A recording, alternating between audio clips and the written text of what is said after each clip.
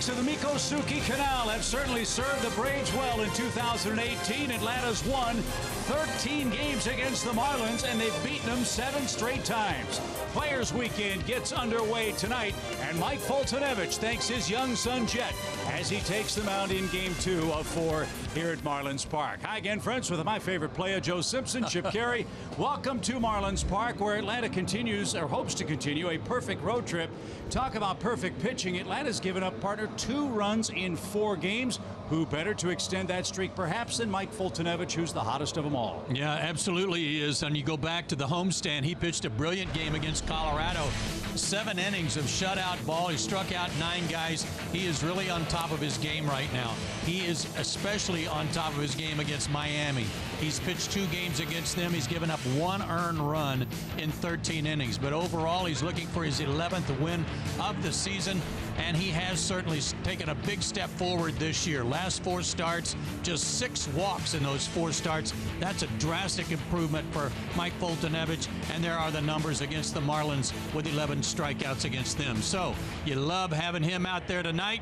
Try to make it 5 in a row for the Braves on this road trip. He is pitching like the all-star that he was for the Braves in July in Washington, D.C. This is a very fun, very special weekend for the players. Nicknames on the back of the alternate jerseys, and oh baby, look at that footwear.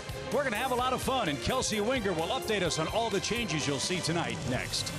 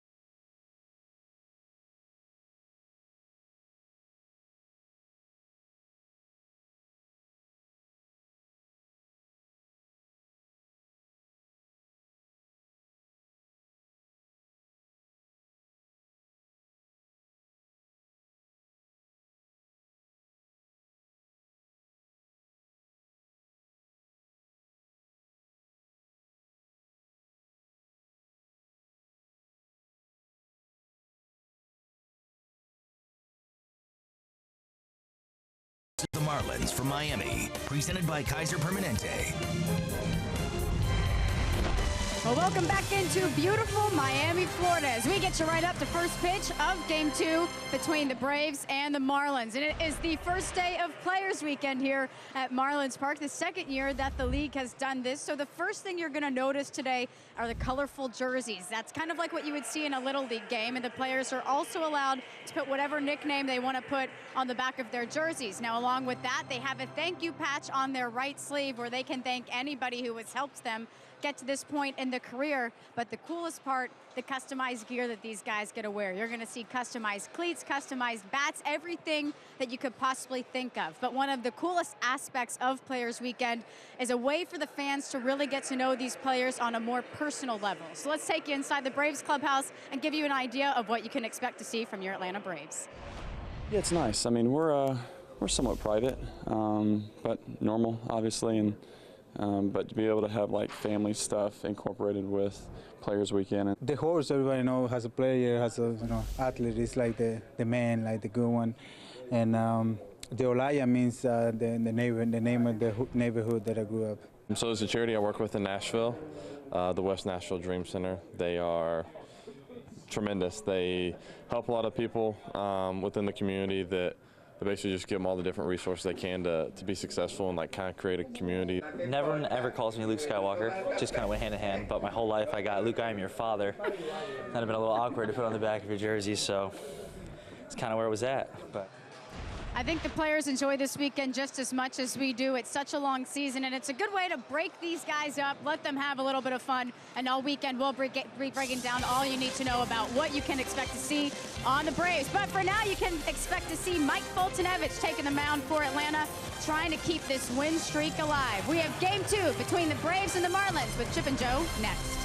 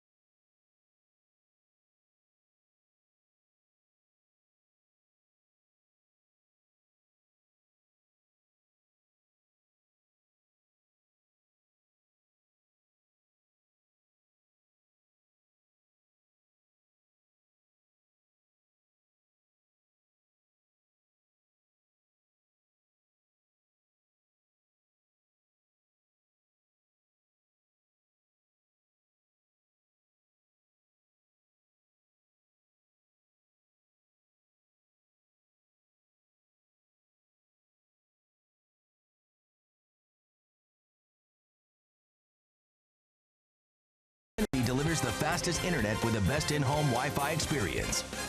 And by Delta Airlines.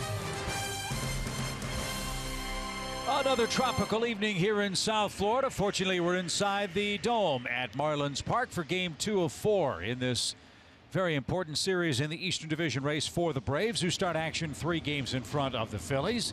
Brian Snitker's ball club won 5-0 last night. In fact, the Braves have given up just 2 runs to the Pirates and the Marlins over the first 4 games of this undefeated road trip for the Braves, who hope Ronald Acuna Jr. will again spark the top of the Braves Toyota starting lineup. He's been great. He hit another homer yesterday, and he's on another homer streak, Joe. He's homered in his last 2 games for Atlanta, which has Dansby Swanson back in the starting 9 tonight. Yeah, that certainly does excite Dan Straley, doesn't it? When Yeah. There's like 5 other guys in the Braves lineup hitting over 400 against the Marlins. Dan Straley, though, against the Braves in 9 starts in his career, a winning record. That includes a start at Atlanta back in May where he went 7 innings of 3-hit shutout ball. He's very capable. 29 years old, 6'1", 220 out of Redlands, California. Sinker, slider, changeup. His sinker usually around 89 to 91. He's got to keep the ball down. especially to Acuna, who is as hot as you can be. Ronald has a 7-game hitting streak against the Marlins, 13 for 26 with 7 home runs. And this one's lifted high in the air toward left center. Dean and Magneuris Sierra converge. It'll be Dean, and 2 pitches retire Ronald Acuna Jr. to start game 2.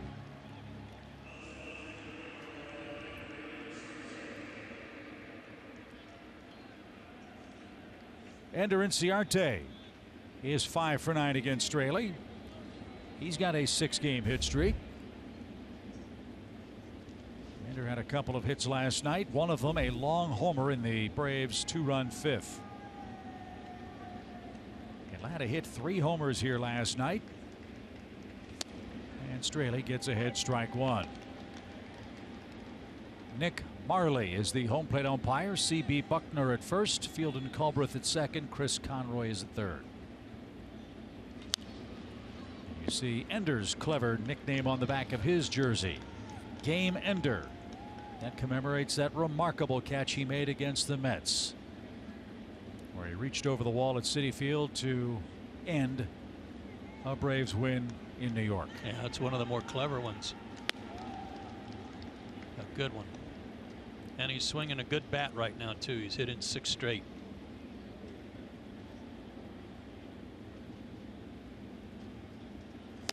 Braves, as you see, and as Kelsey mentioned, wearing the alternate players weekend uniform. Navy blue top, red sleeves, V-neck, and the classic Braves script across the chest. Good looking shirt. And a little pop hit to the left side. Riddle is over and under, and Ender is out, number 2.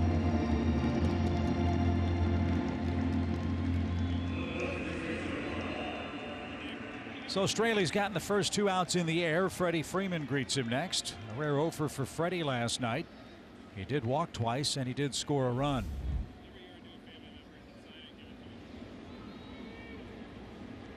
Freddie's 5 for 17 against Straley with a homer head-to-head. And that's in for a strike. It's 0-1.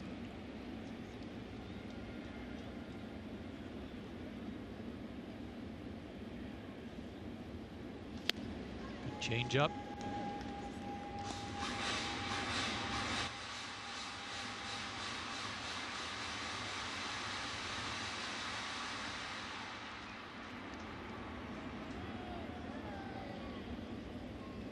The 0-2 from Straley is caught on and missed, and he has a very impressive 1-2-3 top of the first inning. Mike Foltynewicz goes to work in Miami next.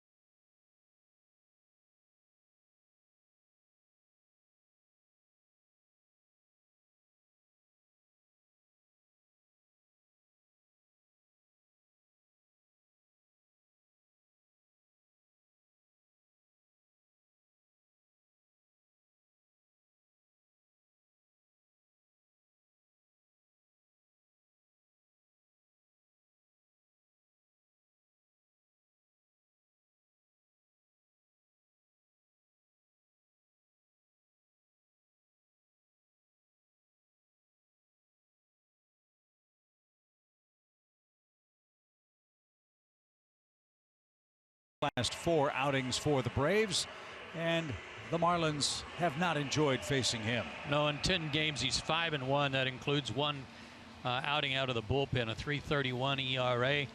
And his 4 keys to pitching success, well, naturally you just want him to keep doing what he's doing. because he has been outstanding. But his wipeout slider has been so dominant of teams lately. Hope that that's still working tonight. And his focus has been tremendous. Keep that going too. He has not let little things bother him. He has not let a minimal number of base runners bother him either. And he starts action with the 4th best ERA in the National League at 2.72. And a blazing fastball gets his night started to Rafael Ortega, the Marlins leadoff man. Ortega's hit safely in 8 straight games. He walked in the first inning last night and singled in the 6th against Sean Newcomb, who picked up victory number 11 last night. This one's smacked towards center and right at Ender, who has an easy play, and Ortega's retired. 1 up, 1 down. I'm liking those hats with the tomahawk on it. JT Realmuto is the 2nd place hitter on Don Mattingly's Toyota starting lineup card. Anderson, Dietrich will be the cleanup man. Dean in left, Riddle at short, Rojas at 2nd, Magnerius, Sierra in center, and Dan Straley will pitch him at 9th.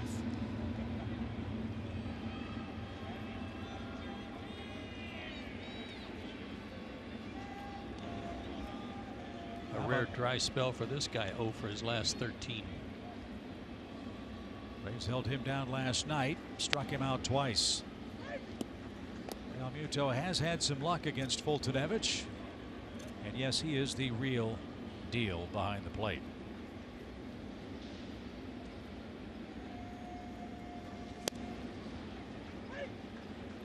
Oh, 2.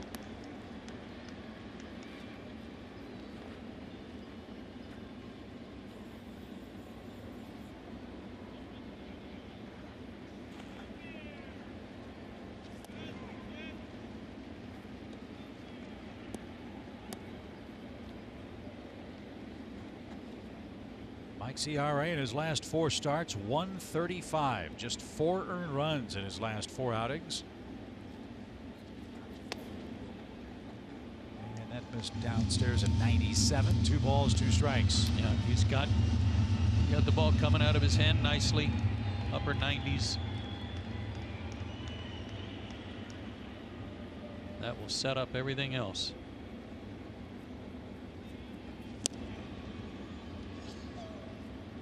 There's his first full count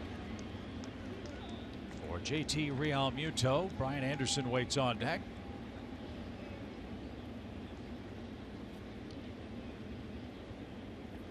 Mike with the glove waggle, works fast and brings it. And a swing and a miss. That fastball set up the secondary stuff, and Realmuto is strikeout victim number 1. 2 up, 2 down for Fultonevich. Took a little off. As you said, he's got a good fastball. Realmuto had to be ready for that. Didn't get it.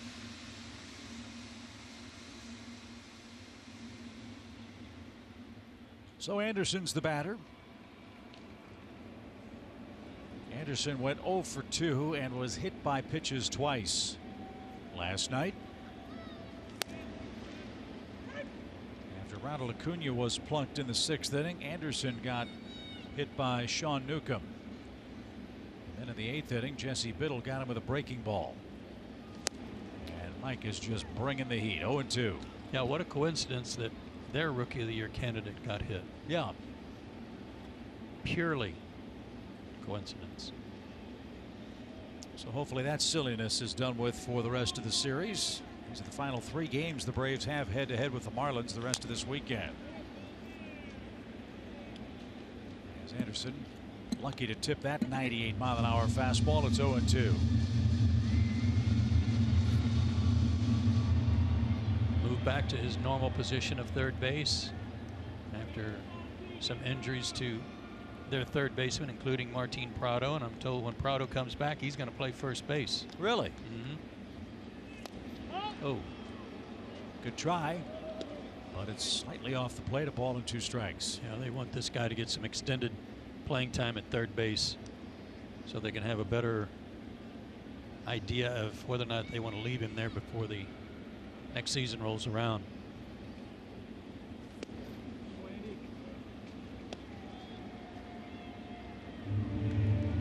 2 balls, 2 strikes. Mike about to unleash his 14th pitch here at Marlins Park. And here it is. Fouled away again. Told you last night, Anderson has indeed had a terrific year. First among National League rookies in games, at-bats, runs, hits, average with runners in scoring position. He has had a very solid season for Don Mattingly and the Marlins. The 2-2. Fought that off. I was talking to him around their cage today when they were taking batting practice. Real nice young man. Went to the University of Arkansas and is living in Fayetteville now.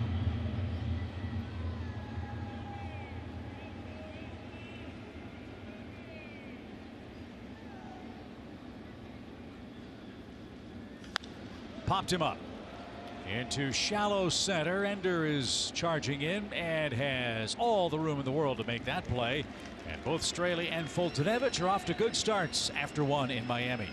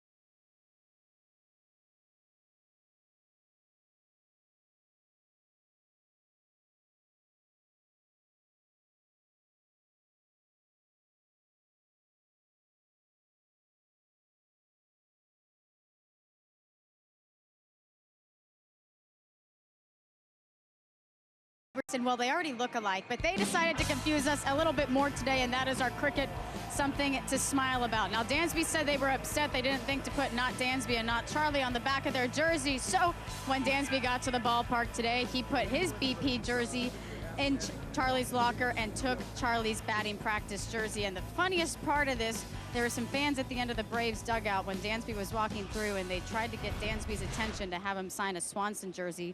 Dansby turned around and showed them Culberson's last name, and they thought it was Charlie, so they apologized, and then Dansby walked up and said, "Just kidding, I'm Dansby."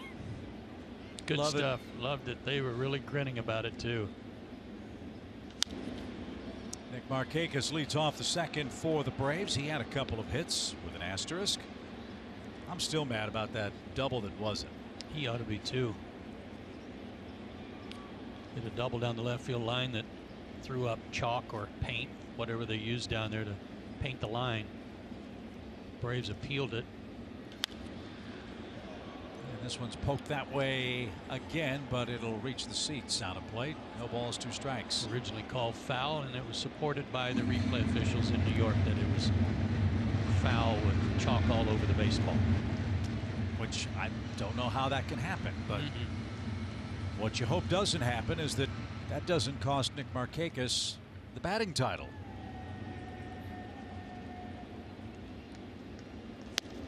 That one just missed. No balls, 2 strikes. That's the key for Straley.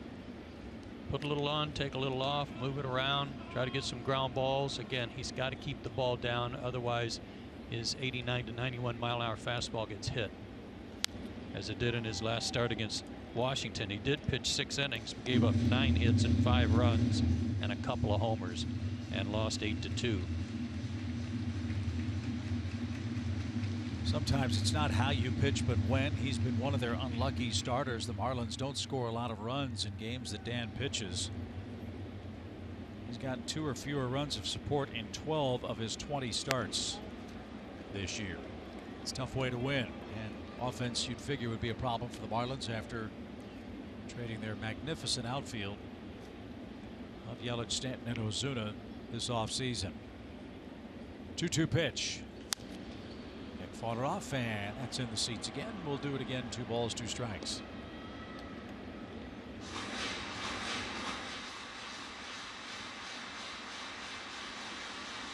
.156 hits from Markakis, 49 multi-hit games.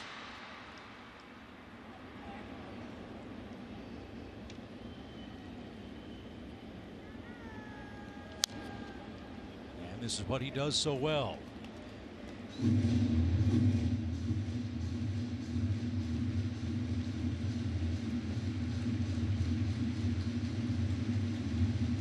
Kind of digging Straley's glove. It matches that turquoise top that the Marlins are featuring tonight.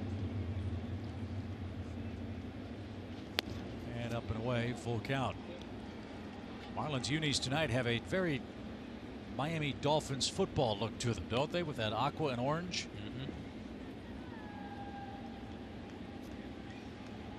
I love what Dietrich has on his thank you patch. Did you see that? We'll get a look here as he makes the play at first base for out number 1. We'll get a close-up look at Derek Dietrich's right arm. Check out who he is thanking. Come on, Derek, turn around. Abner Doubleday.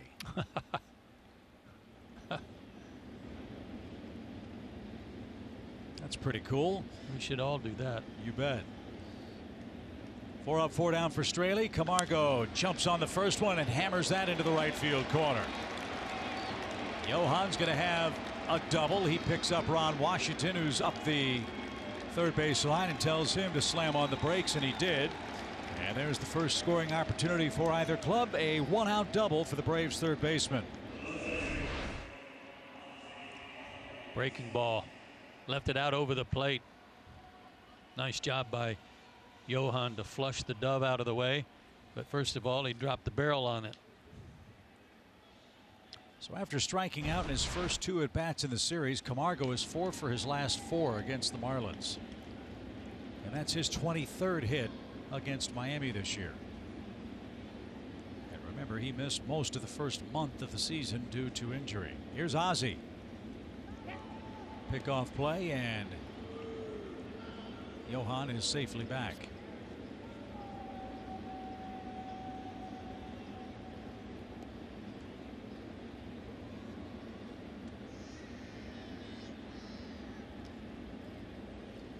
.62 RBIs for Ozzie.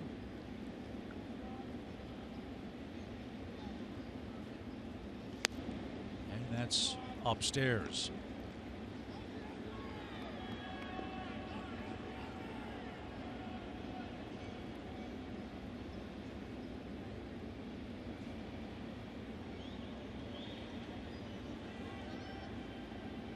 One ball, no strikes. See, Ozzie's Players Weekend uniform name is Poochie. Kelsey, is there a reason for that one? Yeah, Chip. So that's what his late grandmother used to call him. That was the nickname she called him growing up. He said there's no real translation for it, but that's his way of honoring her. Oh, that's terrific. That's nice. That is nice. This guy played in the big leagues briefly. His name was Poochie Delgado. 2 balls and a strike. Here it is. And upstairs. It's good to see Ozzie laying off that pitch. He's seeing that one better. Maybe that'll help him cut on that, or cut out that pop-up string that he's been on in the early days of the road trip. He's got a chance to put the Braves in front here with Camargo leading at second. Didn't get that. A good breaking ball fills up the count. That's what he was trying to throw Camargo, and left it out over the plate, and it got hit hard.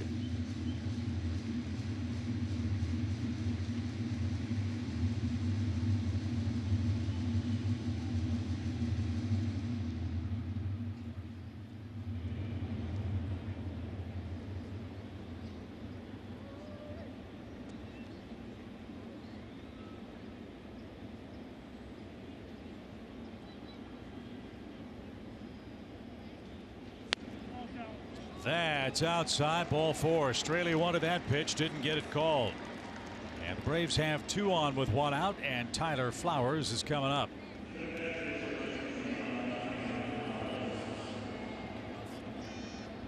Straley did not walk anyone in that start against Washington. And walks had been a problem for him, but not in that start. 51 walks for him now in his tenure with the Marlins this year. And Tyler Flowers, the batter, 2 on, 1 out.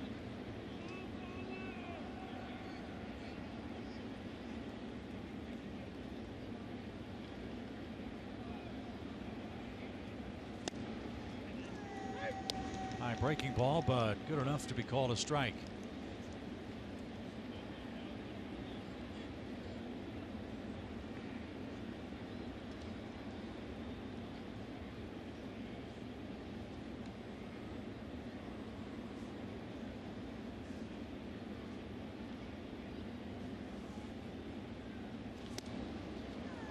And 0-2. Another good off-speed pitch.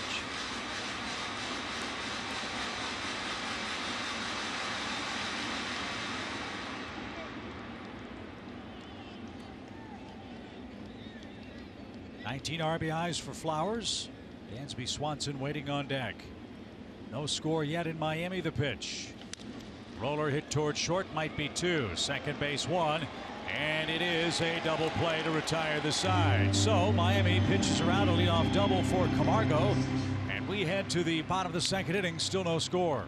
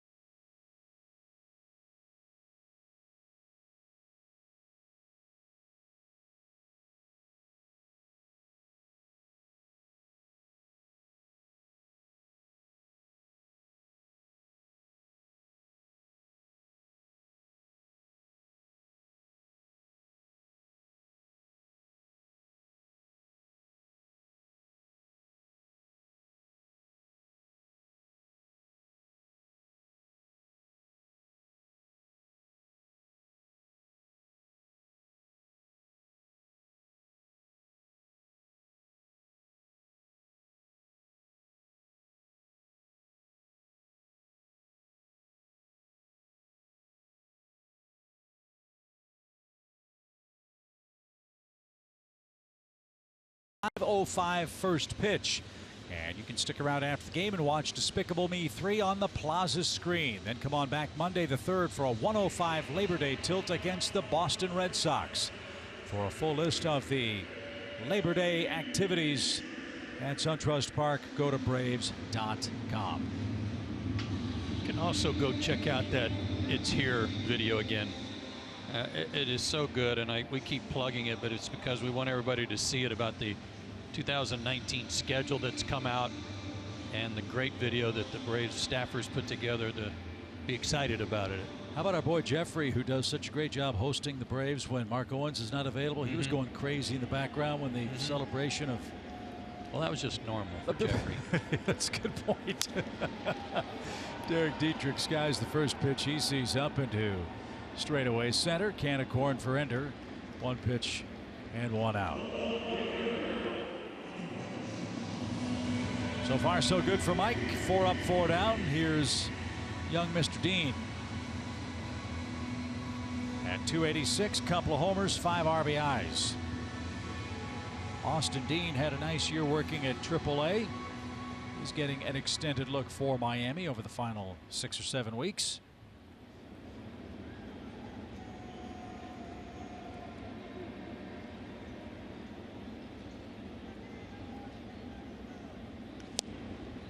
And right there, a called strike.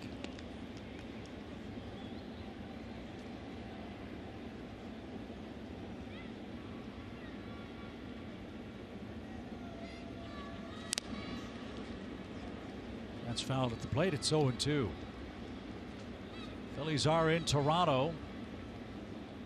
And Kendrys Morales has just hit a home run for the Blue Jays. That ties the game 1-1. In the second inning, Jake Arrieta's on the hill for the Phillies.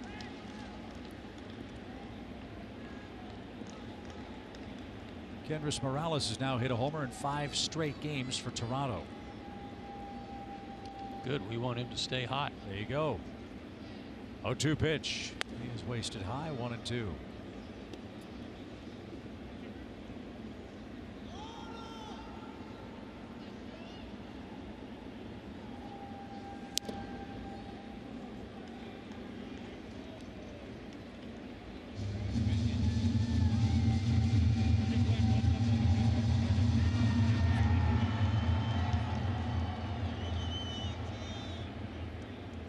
Dean is out of Spring, Texas. I'm sure he saw a lot of hard-throwing guys like Fultonevich growing up, but probably didn't see a slider like that, as Fulte has his second strikeout. 2 up, 2 down.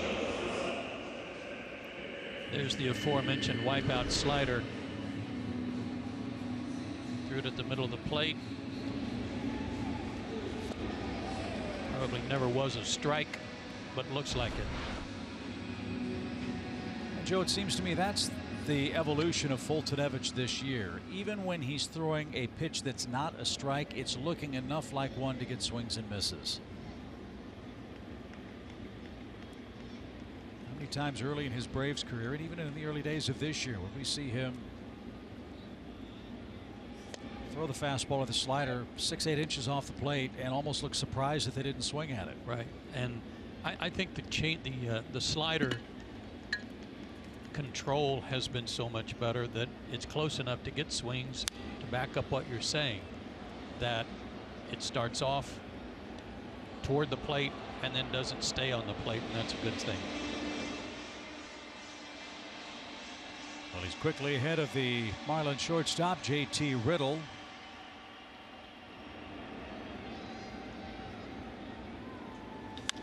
Who scalds one toward the left center field gap, and it's going to be Acuna to make the play. And Fulte has a perfect second inning. He's coming up second in the third, still no score.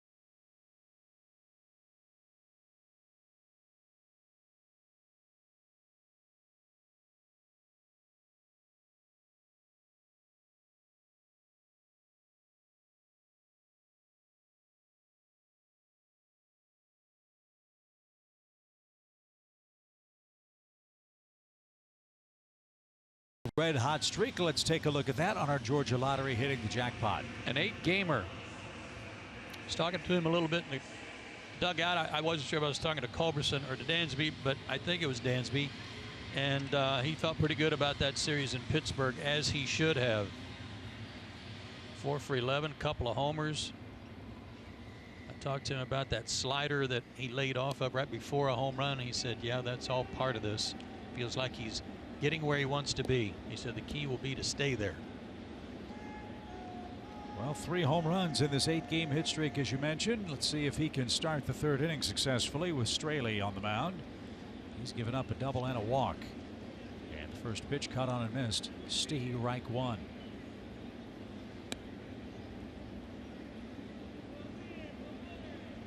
What's really been fun about this stretch is he's hitting 8th in a National League lineup. That is such a wonderful boost for an offense when your 8th place hitter can be productive for you. And as we have seen over the last 10 to 14 days, the bottom part of the Braves order has maybe been the most lethal part of Brian Snitker's offensive attack. It has. 2 2-run homers for Dansby up in Pittsburgh. Charlie Culberson had a 2-run homer and a single here last night. And he's leaning off that pitch down and away much better.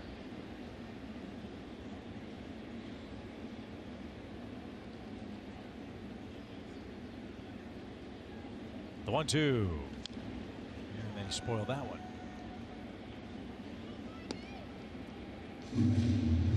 Cubs were winners today. They beat Cincinnati 3-2. There was some uncertainty as to who was going to start the game for Cincinnati today.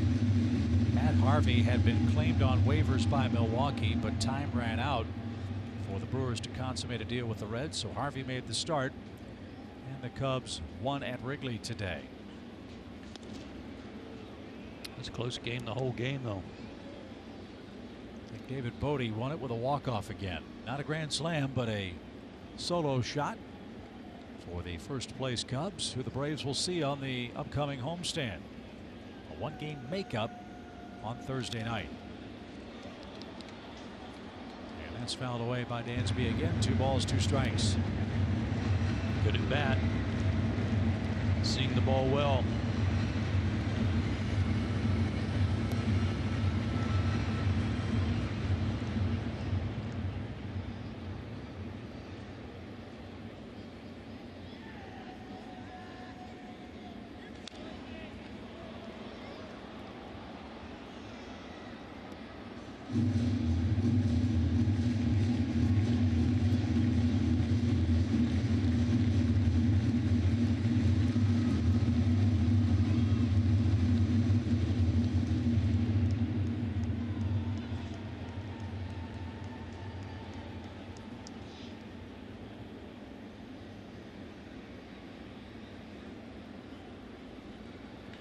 Scalded foul past third. Tried a change up. That didn't work either. Don't go in there.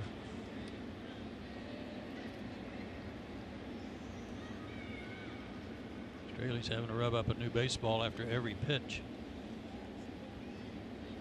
And this will be the 9th of the at-bat.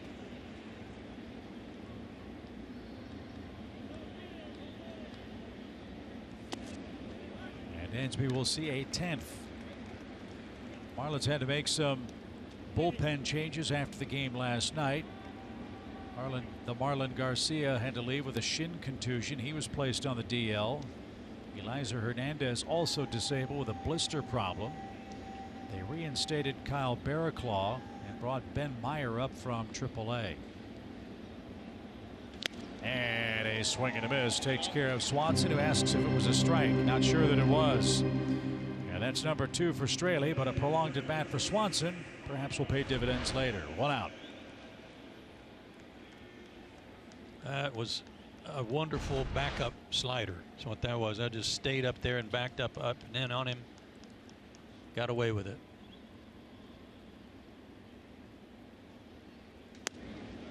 So here's Fulte. He's got 3 hits this year. 4 RBIs.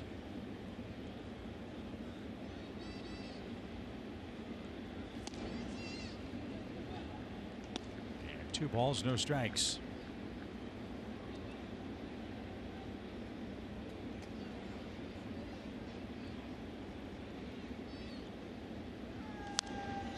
Just a good rip. It's 2-1.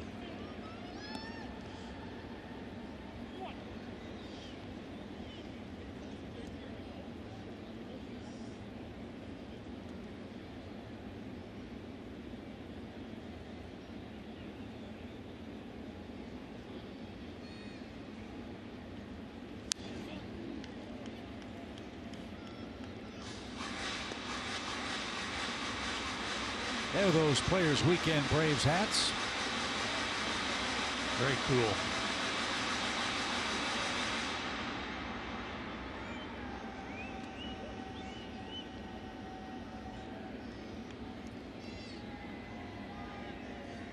And the 2-2 is cut on and tipped. Caught by Real Muto. That's the third strikeout for Straley. 2 up, 2 down, and back to the top of the order. It gives him 90 strikeouts on the year in 105 innings. Not bad for a guy that's mostly depends on keeping the ball down and making you put it in play. Again, this guy's no slouch. He's 4-6 with a 4.60 ERA, but a 41-36 career mark. A couple of years ago with Cincinnati, he had a great year. Yeah, he's been a 10-game winner 3 times in his career. 2013, 2016, 2017. And if you can win 10 or more games pitching half your games at the Great American Ballpark in Cincinnati, well, you're doing good work.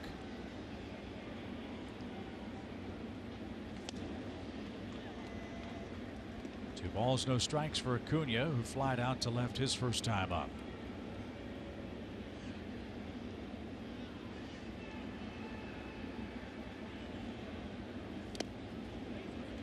Check out Ronald's colorful bat. National colors for Venezuela. Pretty.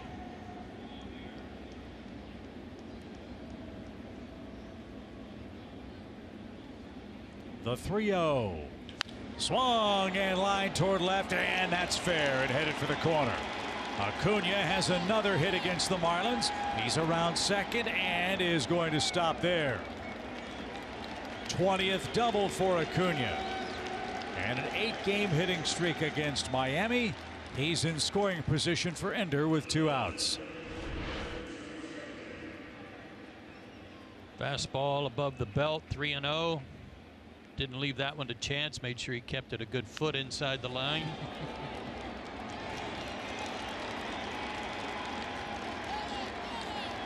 So how about Acuna? 20 doubles, 21 homers. He's got 10 stolen bases. And the Braves have their second double of the game. Let's see if Ender can bring him around. He popped out to short in the Braves' first inning. And as you know, is an excellent 2-out hitting club.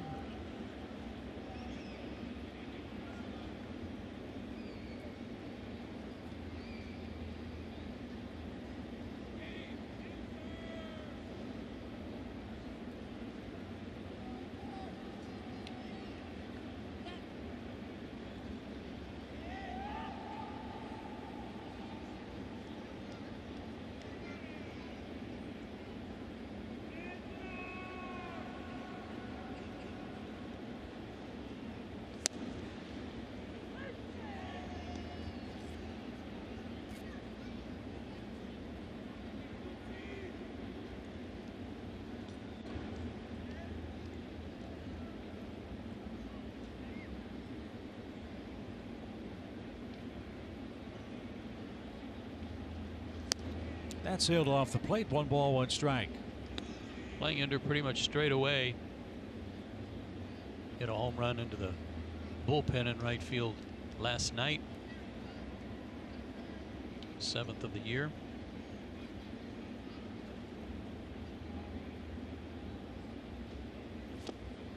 But like several of his teammates, a 400+ batting average against the Marlins. 417 coming in with 3 of his 7 long balls. I would love to know what the single team record for hits against one opponent is for the Braves. As you look up and down this lineup, there are some huge hit totals versus Miami. 5 players in tonight's lineup for the Braves have 20 or more hits against the Marlins staff.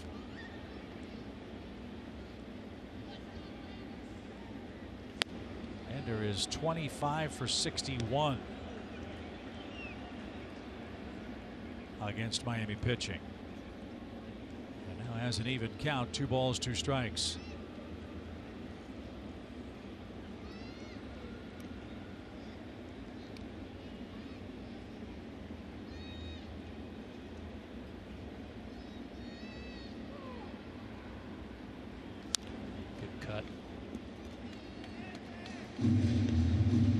His timing's been excellent. He has stayed back.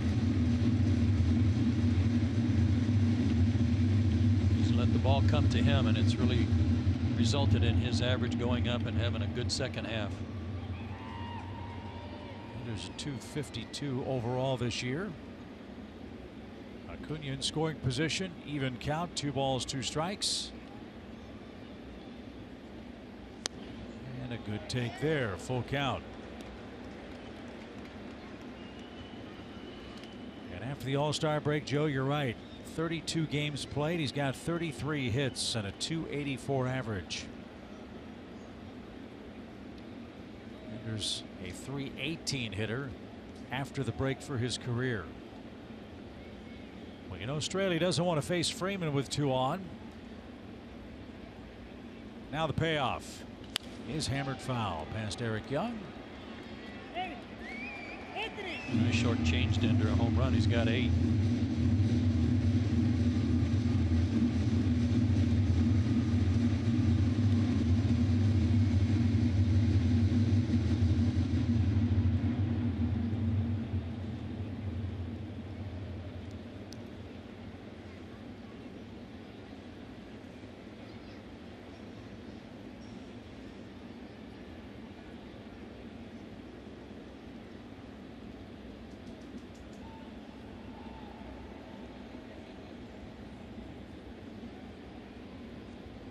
Acuna stands at second with a 2-out double. And now Straley checks him and delivers. Popped up left side. Anderson drifts out and in fair ground behind the bag, makes the play, and that retires the side. The Braves strand their second runner in scoring position tonight. No score after 2.5.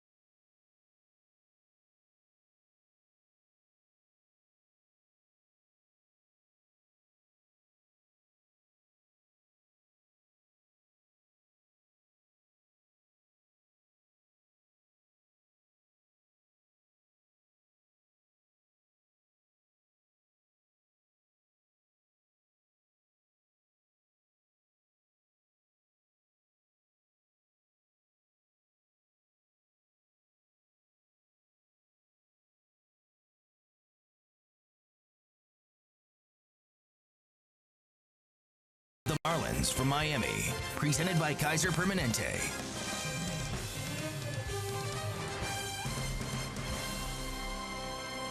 Players Weekend continues in Miami. There's a nice panoramic view of all the Braves and their nicknames on their special jerseys. So far, a special night brewing for Mike Foltynewicz. He's retired the first 6 in order and has thrown strike 1 to 6 of his first 7 batters in tonight's game. Third inning starts with Miguel Rojas, McNeary, Sierra, and then Dan Straley. The 7, 8, and 9 batters are scheduled.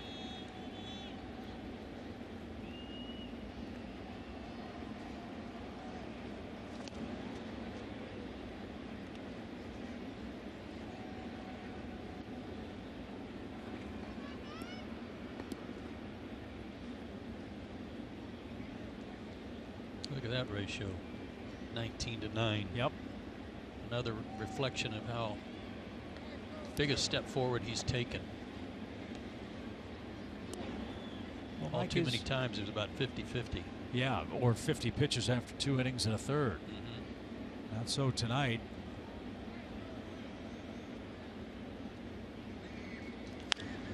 And a pop up on a breaking ball. Center of the diamond. Freddie says he's got it. And near the line makes the play, 1 out.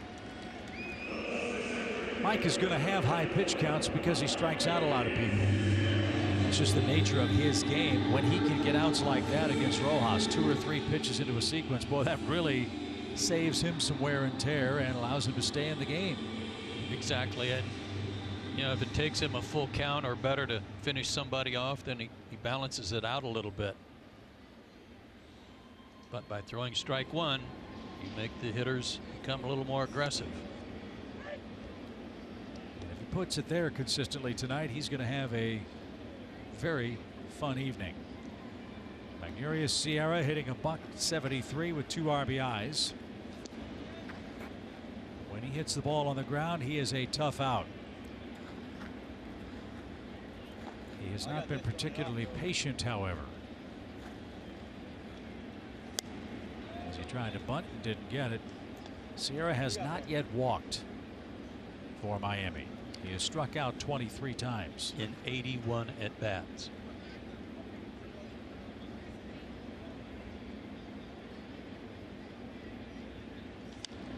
Popped up. Right side. That should be easy. Who's going to take it? It'll be Freddie.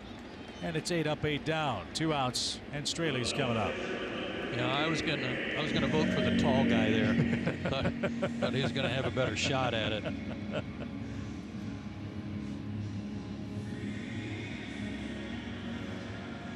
So Mike's rolling along. He's got the pitcher up there, Straley, who's 5 for 28. And 17 strikeouts for Dan.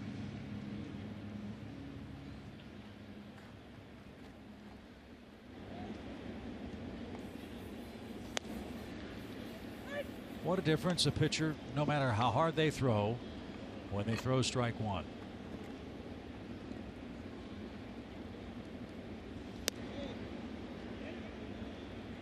And right now, Tyler Flowers is in the old proverbial rocking chair. Mike has been hitting the glove.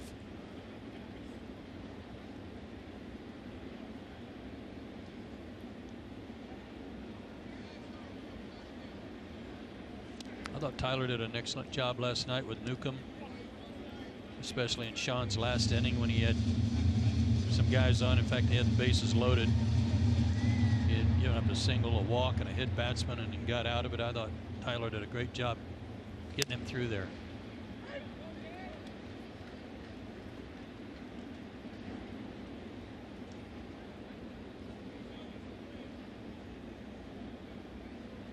The 2-2 pitch.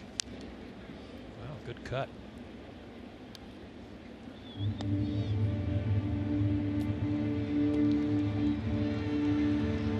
Straley's name on the back of his shirt is Thunder. The only Thunder Dan that I can think of is Dan Marley. Remember him, the Phoenix Suns basketballer?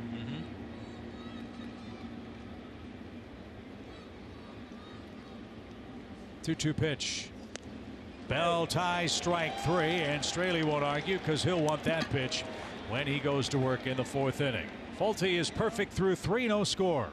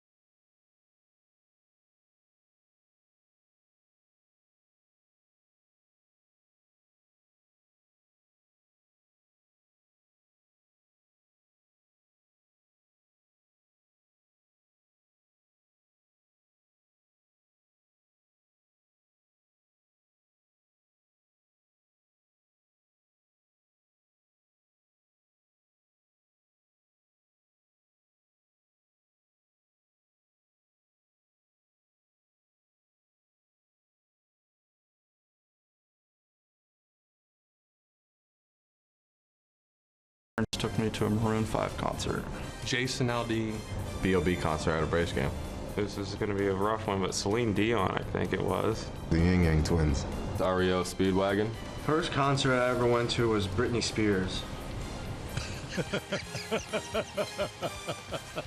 And he said it with that stone face. That's a killer right there. Yeah. Britney Spears. That's as bad as, with all due respect, as Smoltz coming in to hear ABBA. Oh, my. When he's trying to close out a game. I did not expect that. No. Didn't see that coming from Nick. No. That is great. The other one that it got me was that Max Fried that said he went to Maroon 5 with his parents? Uh-huh. That's not cool. You can't go to your first concert with your parents. Yeah, well, it hadn't been that long ago for Max. He might have been 7. Yeah. Forgot about that part of it. Oh, my goodness. Nick is a crack up. 4th inning, no score. Australian Fultonevich pitching well. Let's see if Freddie can get something started for the Braves, who have gotten a couple of doubles but haven't been able to push across a run yet.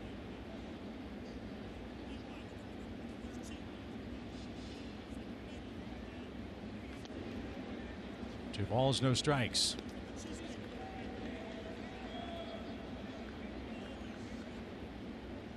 Again, Miami has a 3-man shift on the right side of the diamond. Anderson even with the bag. About 15 feet off the third base line at third base. And fouled away. Kelsey, what's the story with the name on the back of Freddie's shirt tonight? Well, Freddie told me he doesn't have a nickname other than Freddie, so this is a way to honor his family. So Andrew is actually his brother's name, and he says next year he'll do it for his other brother. Every year after that, he'll do another family member, and at the end of the weekend, he gives it to him as a gift. Well, he's got a base hit with his brother's name on the back of his shirt. A leadoff single. He beats the shift. And Atlanta has their first leadoff man aboard here in the 4th inning.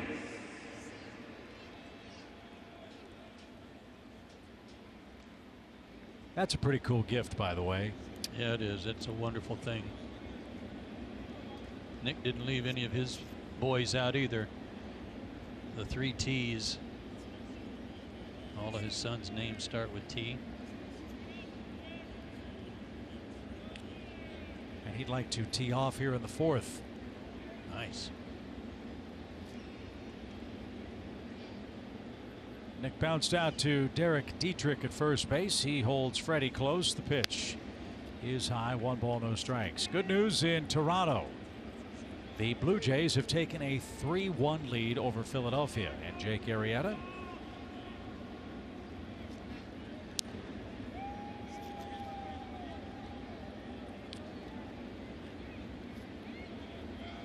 Braves start action tonight 3 games ahead of Philadelphia in the division.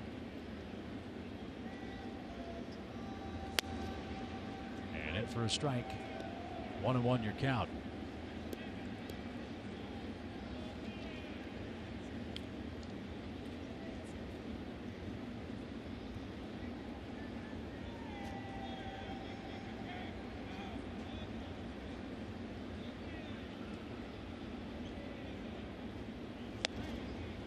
Right there, it's strike 2 call. Braves have already equaled their win total from last year at 72. They try to surpass that tonight. And the Braves are playing for more than just the Eastern Divisional lead.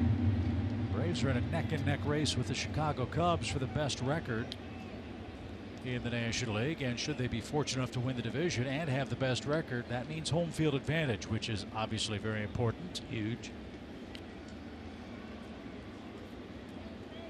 Cubs have 74 wins. The Braves have 72. And Atlanta will see Chicago at SunTrust Park on Thursday night. That is a makeup game. Boy, I hope we have great crowds starting Tuesday night. Tampa Bay, the Cubs, the Pirates, and then the Red Sox. And that gets us into the early days of September. Pitch is fouled away. 1 ball, 2 strikes.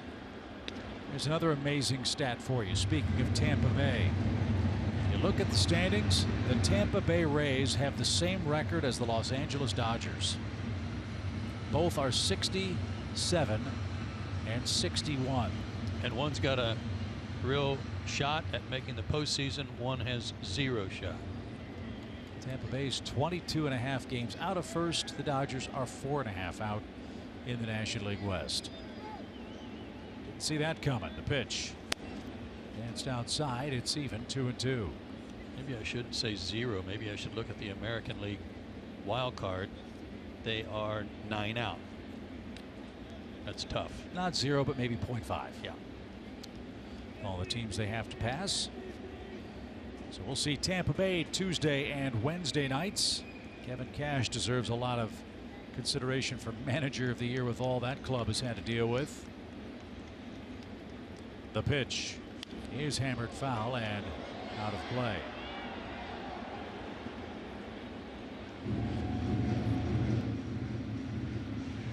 A lot of great races in the National League. You know about the Braves and Phillies.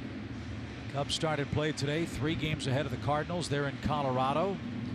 The Rockies are only a game behind Arizona in the National League West. Well, it's a pretty bat that Nick has.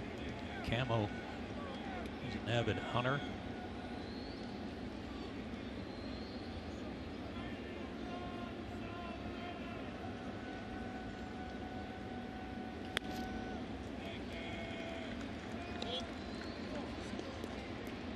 It's kind of like with this Players Weekend, all in shoes, you know, the jerseys, of course, with the nicknames, the bats, the gloves, obviously. When you look at Straley, whatever you want.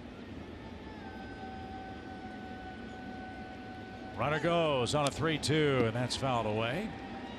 Freddie will be back at first with nobody out. Would you have liked something like this in your day? Would you have enjoyed playing? I would have. I think it's fun. Yeah.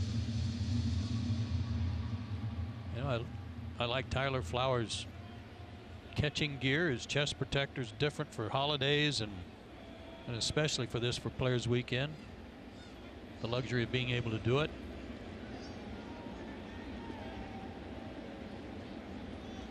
The socks are wild.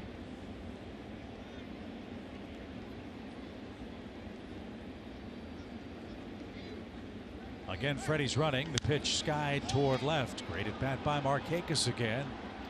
Atlanta's had some long at bats against Straley. Dansby Swanson had a double-digit attack against him in the third.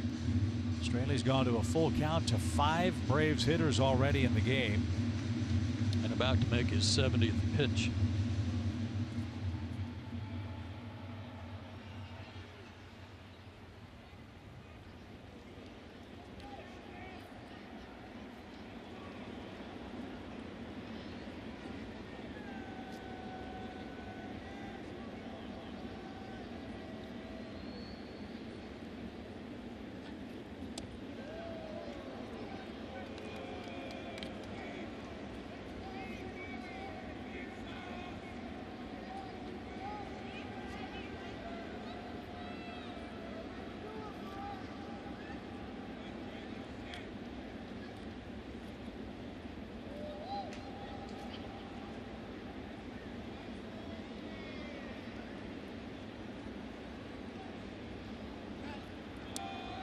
Closer play at first. Straley knows his offense isn't scoring much for him. He knows that Mike Foltynewicz has A+ stuff. He wants to keep Freeman as close as he can.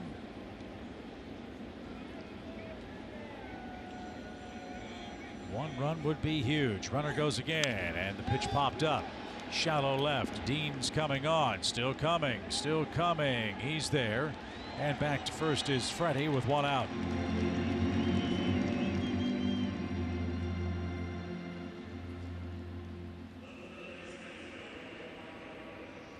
So Straley now contends with Johan Camargo. He has a double already tonight. In fact, he's 4 for his last 4 at the plate in this series.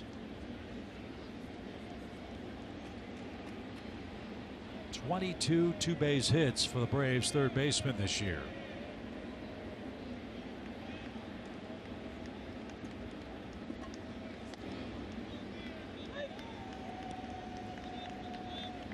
See if that long at bat by Nick Markakis pays some dividends.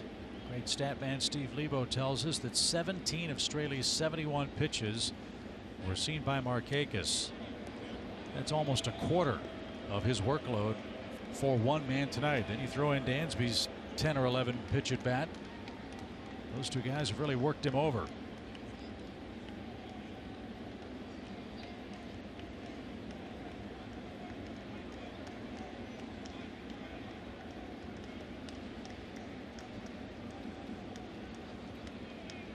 Johan is right on top of the plate. And another close play. Freddie's got about the limit of his lead at first. He's got a quick move too.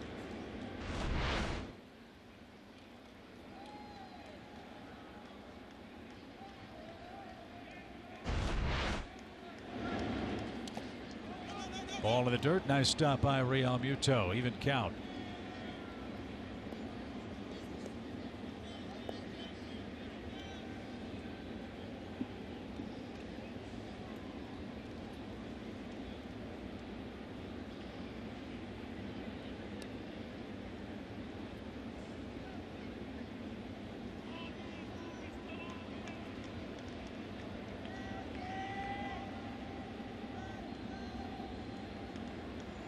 Good lead. And the pitch lifted toward right. Out goes Rojas. Ortega comes in. It is going to be Ortega, who almost overran it, but he makes the play. Camargo pops out as well, and quickly 2 outs. That was almost up in the rafters.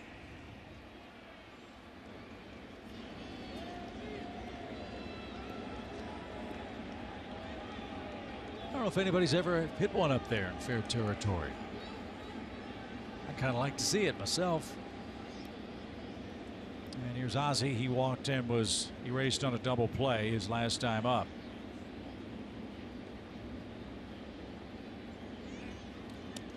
You know, when they're engineering these retractable roof stadiums, especially the area right above home plate or on the infield, right above the infield, I wonder if they have a number that they've got to have for clearance for pop-ups, like a height requirement. Yeah. Slowly hit towards second, and the flip to first will eliminate the Braves in the 4th inning, who got a leadoff hit from Freddie Freeman and nothing else. Top of the order coming up for Miami. Still no score in the 4th.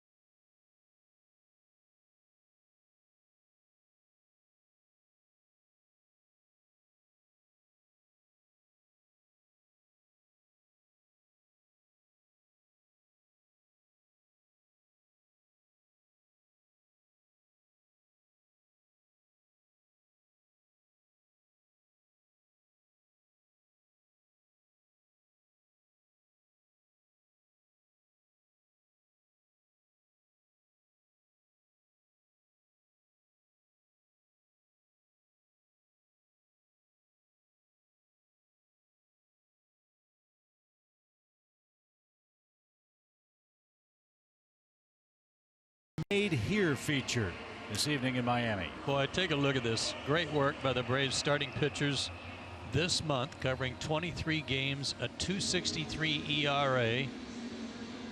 125 strikeouts and 133 plus innings.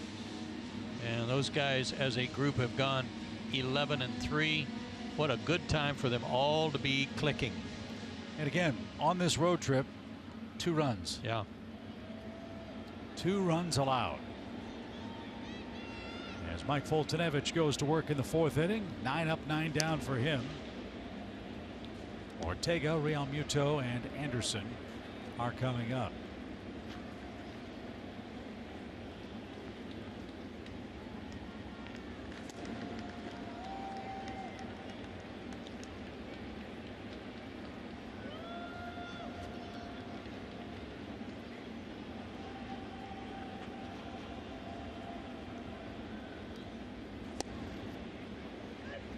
Take a look at Mike as he gets set to make his windup. That is not fear he's showing.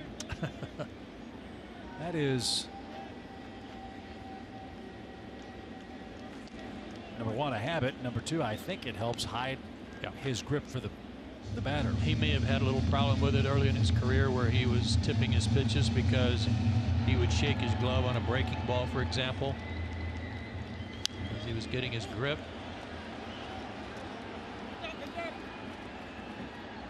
Tyler runs out of room. That's 3 rows back behind the on-deck circle.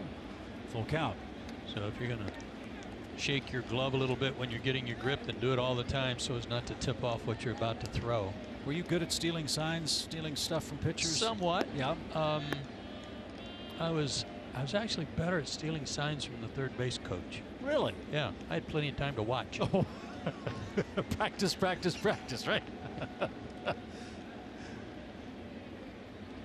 3 balls, 2 strikes, and a pop-up foul. And it doesn't take much to pick something out.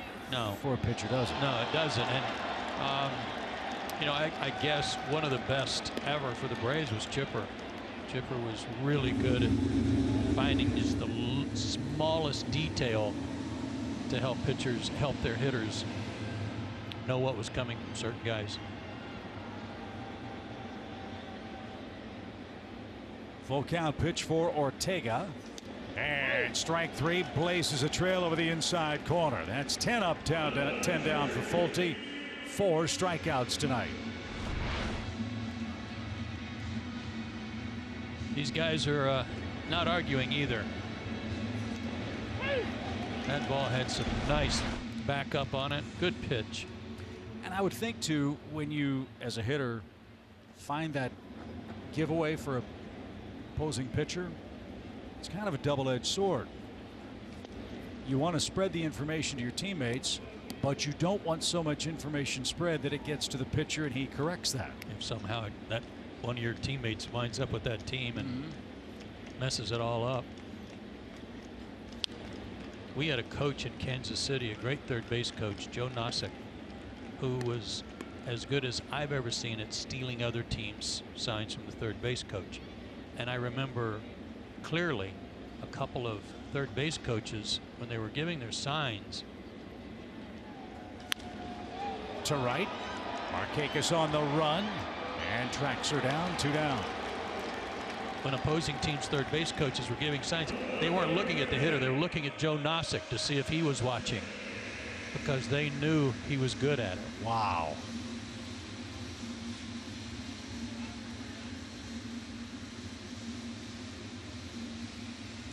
Eleven straight retired by Fultonevich. And Anderson is the hitter. He popped out to center and ended the Marlins' first inning.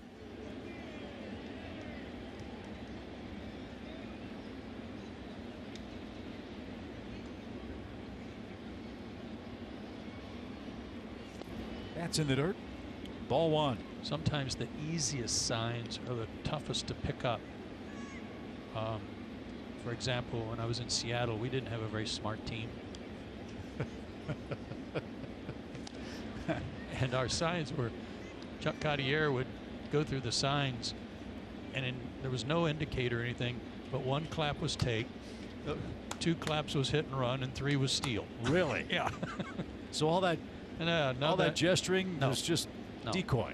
No, it's like a horse pawing at the ground. That's how we described it. And was that Chuck's idea, or was that just the... Well, it became Chuck's idea because none of the other signs were working. Ah, I see. I see. 2 balls and a strike for Anderson. And there's the first Miami hit. And Acuna cannot cut it off. That's going to bounce up against the fence. Anderson will stop at second with a long 2-out double. here in the 4th inning. That ball got on the ground and rolled forever. The grass is really cropped short here. The infield especially. I mean, the height of the grass and the dirt are almost the same on the baselines. And likewise in the outfield. It's very fast. And that stands to reason. I think in this park you have to give the hitters something. It's such a cavernous, spacious park that you have to reward them for hitting a gap on the ground, and Anderson did just that. And now Derek Dietrich's the batter with a runner at second and a big lead. Ball 1 to Derek, who's batting .270, 15 homers, 40 RBIs. If there's one hole for Derek, it's that he strikes out a lot. 121 times this year. Good pitch. Big, slow backdoor curveball. And that strikeout total is far and away the most on the Marlins club. 121 strikeouts, 431 at-bats.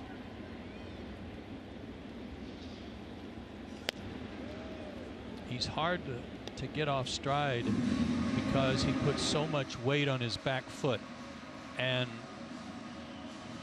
tilts his shoulders and his hips, where he is trying so hard to uppercut everything.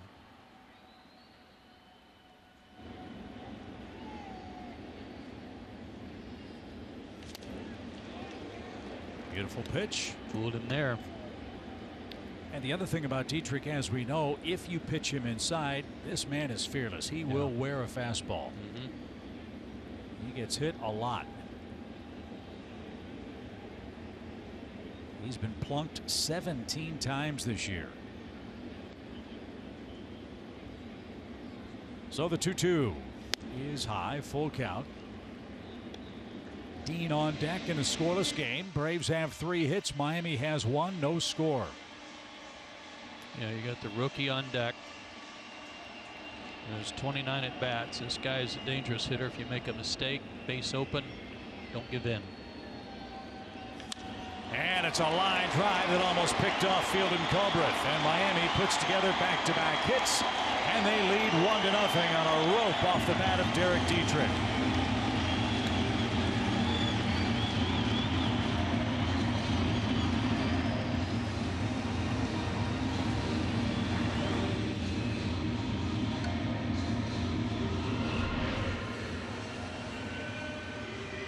Fastball, and he's right on it.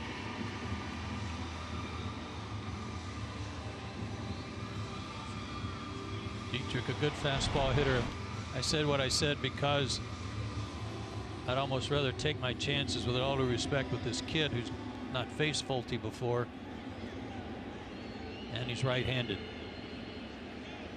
So Miami strikes first, and Dean promptly pops the next pitch up towards second. And Ozzie is there to make the play, and that's your inning. Mike retired the first 11. The next 2 Marlins get hits. That costs him a run, and we head to the 5th with Miami in front.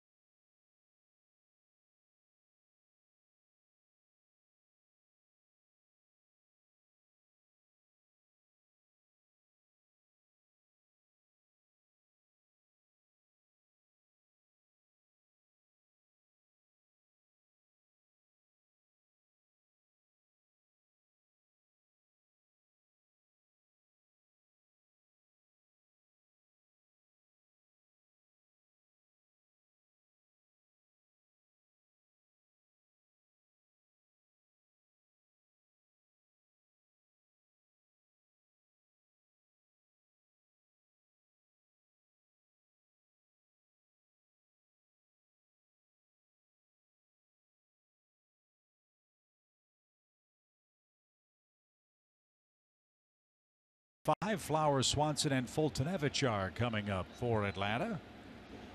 Derek Dietrich with an RBI single has given Dan Straley a rare lead, 1-0. And a swing and a miss. Tyler hit into a second inning double play. He's 0 for 1.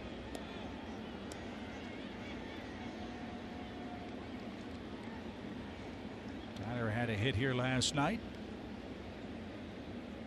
He's starting his 3rd game in a row after Kurt Suzuki got nailed with a pitch up in Pittsburgh. Talked to Kurt today. He said he's good to go.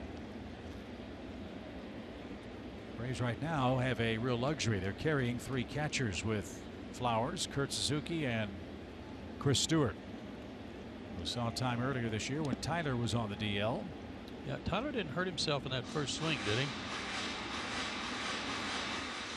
He took a long time before he got back in the batter's box. Has not swung at the last 2 pitches and took some practice swings there. That's how he got hurt on his first swing of the year in Atlanta. An oblique cost him some time. And this one's grounded towards short. Riddle fields and fires. A little off target, but Dietrich stretched out to make the play. There's out number 1. That last swing would indicate maybe he's okay, but this was the first swing. The way he backed out and took his time getting back in. Concerned me because can't afford to lose him. Appears to be okay. Dansby had a long at bat in the 3rd inning before striking out.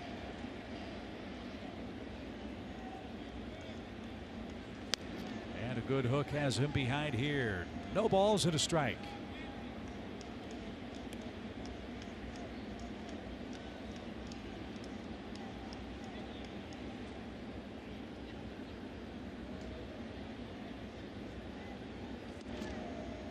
I want to send along best wishes to one of our pals, guy that we have come to know and love a long time from our travels on the road with the Braves, longtime travel coordinator Mac Honey.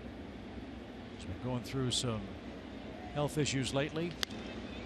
Mac's a huge Braves fan and a friend to all of us in the traveling party. And Mac, our thoughts and prayers are with you, and hope you have a speedy recovery and we can see you soon.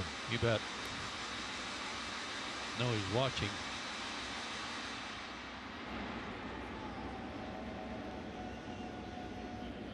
The 1-2 pitch is fouled back by Dansby Swanson. Mike Fultonevich waits next for Atlanta.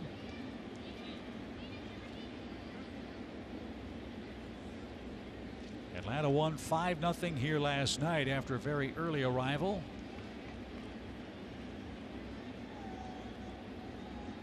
Bravos are down 1-0 in game 2.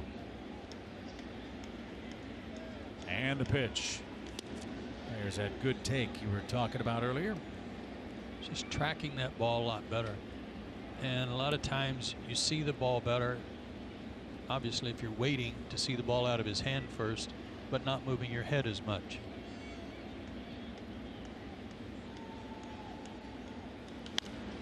Popped up. Who wants this one? It'll be Rojas, who hops over the second base bag. He makes the play, 2 out. And Mike Fultonevich, the final hope for the Braves in the 5th.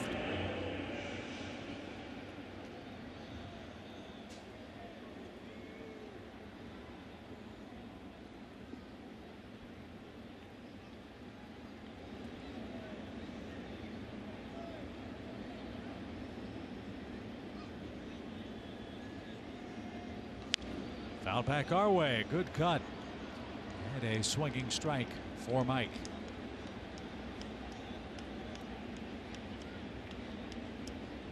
Toronto 3, Phillies 1, bottom of the 5th inning. That game at Rogers Center. Tampa Bay beating Boston 8-2 in the 3rd inning. Tampa Bay gunning for its 68th win. They've won 5 consecutive games. Good for them. They're the hottest team in baseball right now. The 0-2 pitch. Another foul ball. Good at bat. The more at bats are the more pitches that Fulte can foul off and spoil. The quicker they might get Straley out of there. He's pushing toward 90 pitches. Marlins had to use their bullpen a lot last night. And that takes care of Fultonevich. A strikeout ends the Atlanta fifth. That's 4 for Straley, who enjoys a 1-0 lead halfway through game 2.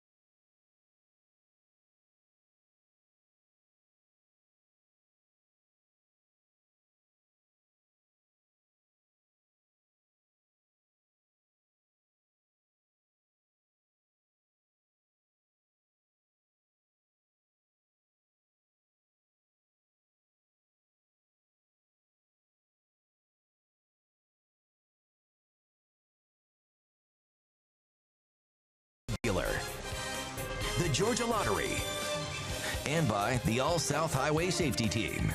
The All-South Highway Safety Team reminds you to play it safe by never mixing drinking and driving. The Marlins lead the Braves 1-0, and we head to the home half of the 5th inning. And it was a scary moment on Tuesday in Pittsburgh when Kurt Suzuki was hit by that pitch, and we have not seen him since that game. And Brian Snitker tells us that he will return to that starting lineup tomorrow. He also said he was very close to pinch hitting last night, but they ended up not using him. My favorite quote from Kurt Suzuki the day after all that went down, he said, "If it's not broken or I'm not on the DL, I'm available." But good news for the Braves to get Kurt Suzuki back in there tomorrow, guys. Absolutely. He and Tyler both tough cookies, and you got to be if you're going to catch at this level. You get dinged up so much, and that's what's so frustrating for both of them is that they get hit a lot while they're hitting. Yeah, not just foul tips. JT Riddle leads off for Miami. You know, one of the things that makes Kurt Suzuki and Tyler Flowers so close and such a great catching tandem are their similar interests. And it may surprise you that, ironically enough, both Tyler and Kurt's favorite colors are black and blue. Yeah, so right. That's why they work so well behind the plate. 1-1 pitch for JT Riddle, who flied out to left his first and only time up. Fulte retired the first 11 he faced. Anderson doubled. Dietrich singled him home to make it 1-0.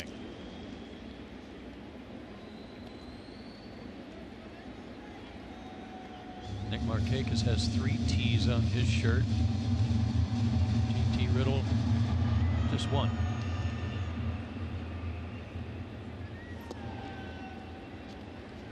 And that missed downstairs. Ball 4. Leadoff walk for Riddle. First one of those for Mike in the game. And here's Rojas, who popped out his first time up.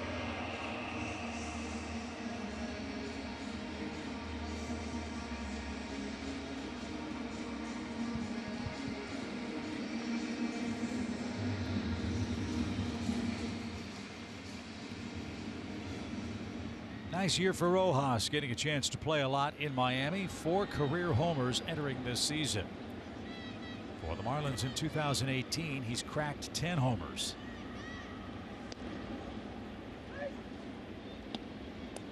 And he can play all of the infield positions for Don Mattingly.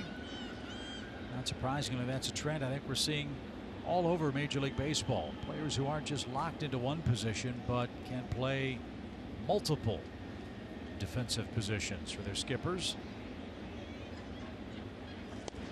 That movement on it, 0-2. Well, that was one of the things that was part of the conversation I had with one of the Braves coaches today before the game, was about how close the Marlins appeared to be before they traded away all of their outfielders. Now, nobody questioned him trading that contract of Giancarlo Stanton, so it was understandable. They couldn't handle that.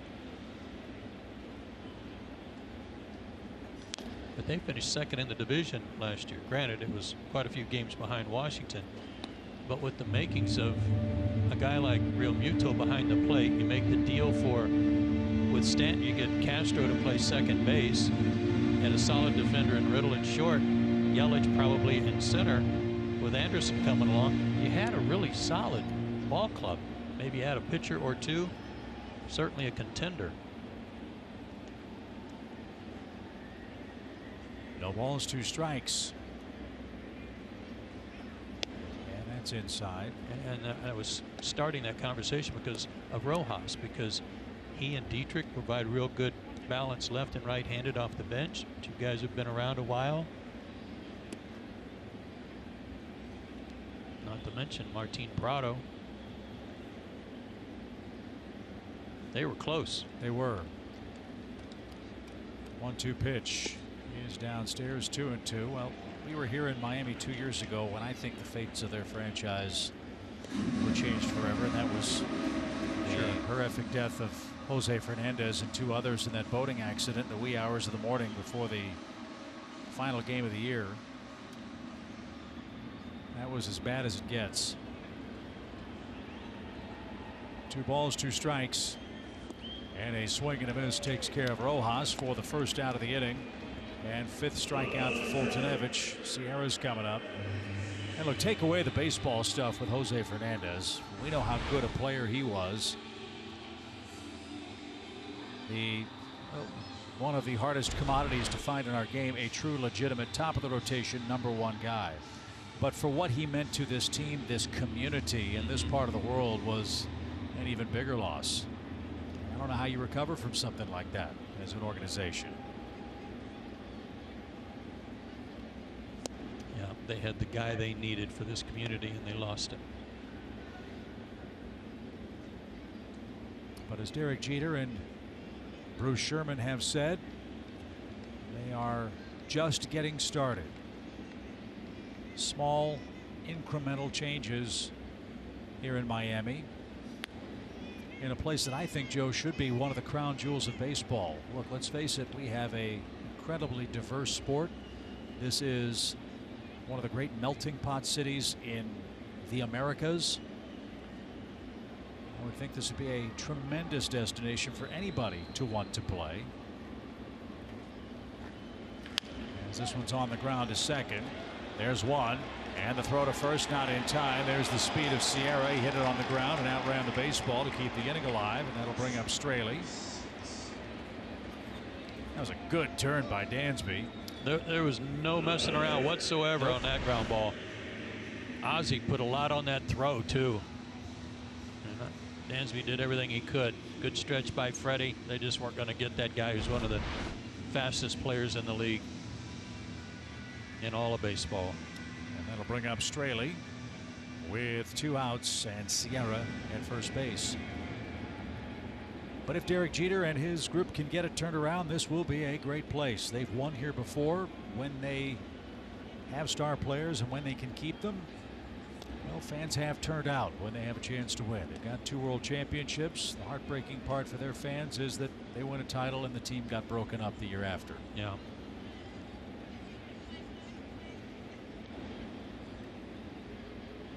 One-0 pitch. He's a little late. For Mr. Straley, it's an even count. The Braves will have the top of the order in the 6th inning. It's a 1-0 score.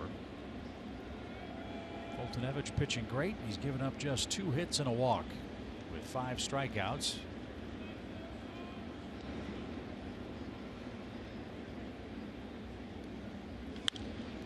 Now he's a strike away from ending inning number 5.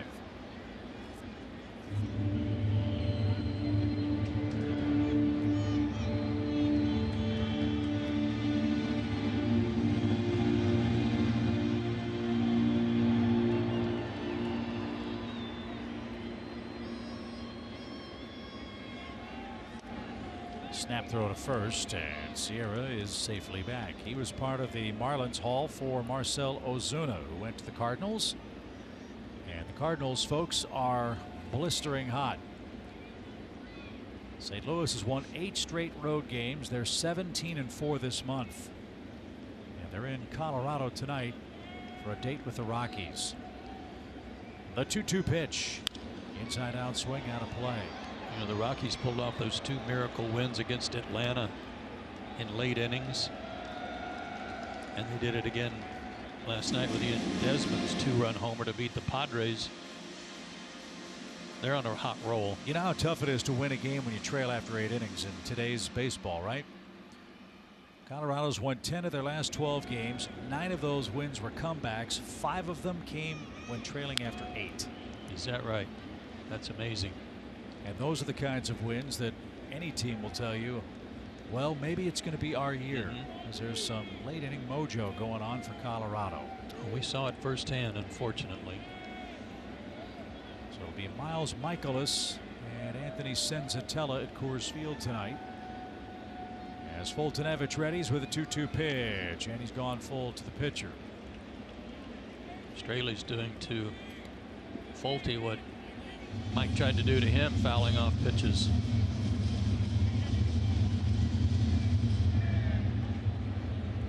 Outfield has to be aware that fast runner will get a head start here. There he goes, and Mike lost the pitcher and spun off the mound. That wasn't a good sequence. Light hitting pitcher, 2 outs, and he walked him, and now you go to the top of the order. Now the pitches will start to pile up. This is where that focus comes into to play. Regroup.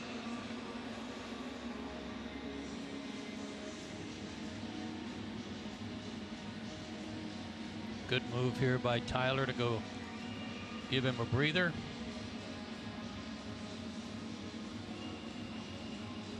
After the run last inning with 2 out hits from Anderson and Dietrich, Dean popped up on the first pitch to get him out of the inning, make it easy. I'd like to see the same thing here from Ortega.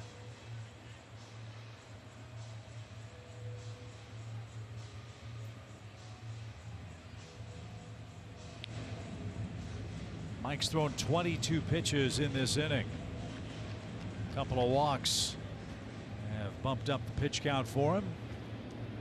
And now some more stressful pitches with Ortega coming up. Again, he's been the hottest Marlins hitter. He's got an 8-game hitting streak that is on the line tonight in game 2. And that's tipped and caught. Strike 1. Well, again, Mike had only walked 6 guys in his last 4 starts, and he's walked 2 this inning. Very unusual for his, in light of his recent work.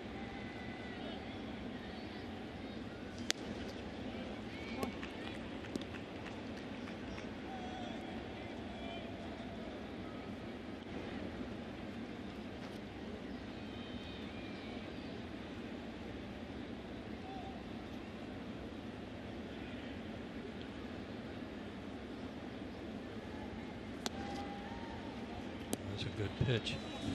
Pretty good take by Ortega. You don't want to get to Real Muto in this inning. He waits on deck. There are 2 outs.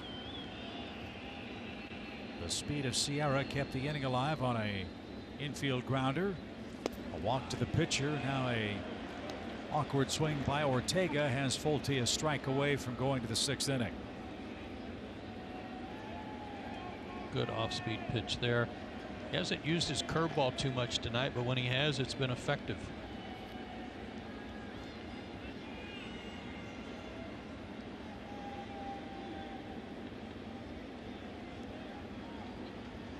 The 2-2. Now the runners will go again with a full count.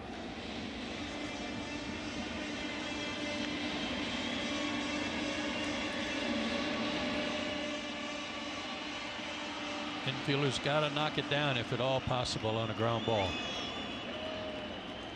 Runners lead. There they go. Payoff is caught on and missed. A 97-mile-an-hour fastball retires the side. Miami strands a pair, and the top of the Atlanta order's coming up. It's still a 1-0 game.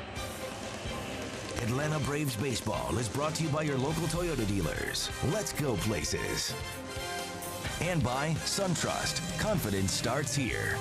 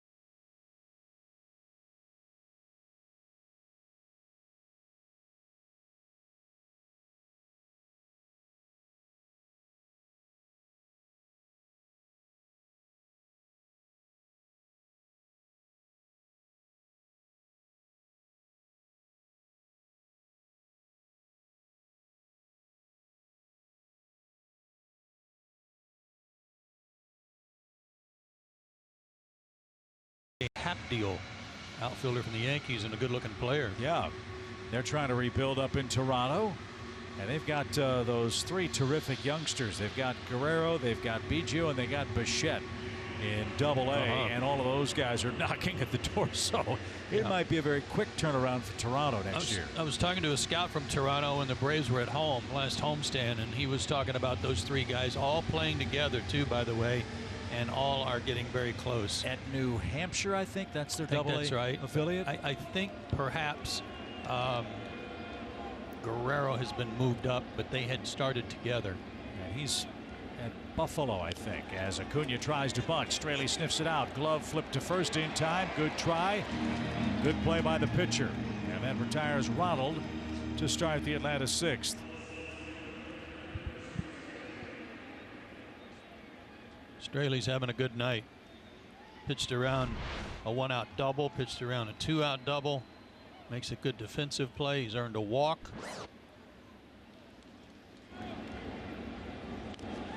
Good idea by Ronald. Just couldn't get it past the pitcher. So he's 1 for 3. Enders the batter. He's popped out twice. Braves have 3 hits. A couple of doubles in the early going, but couldn't advance or score those runners, obviously, and trail 1-0. Braves have played their share of tight games on this road trip. They beat the Pirates 1-0 in the first game at PNC Park. Had a big night in Game 2, winning 6-1. They won 2-1 to sweep that series. And then last night, won 5-0 in the opener of this 4-game set. Out of play. Scored 5 runs and had a chance to score a bunch more. They had base runners all over the place. But not so tonight. Straley's scattered 3 hits. The Braves have stranded 3 runners.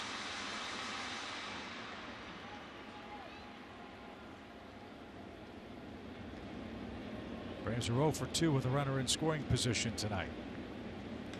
High fly ball. That's walloped deep right center field, but at the warning track, room for Ortega and a step or 2 shy of the wall. Anywhere else, the Braves are in business. That one, though, had to go 400 feet or so. Yeah, if he just pulls that to the bullpen, he's probably tied it up.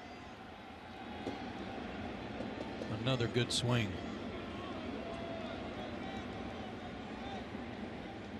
So Straley, with a deep sigh of relief, has 2 outs, and Freeman's the hitter. And downstairs. 27, make it 28 hits now for Freddie against the Marlins this year.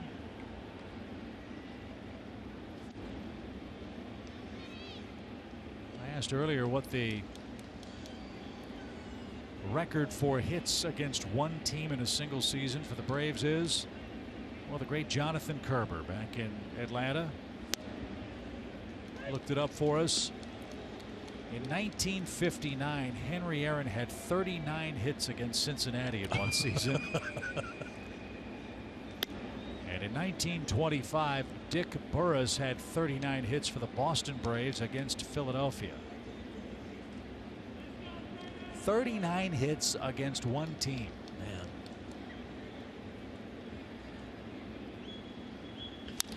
Fly ball towards center. And Sierra is there, and Straley navigates his way through a 1-2-3 6th against the top 3 Atlanta hitters.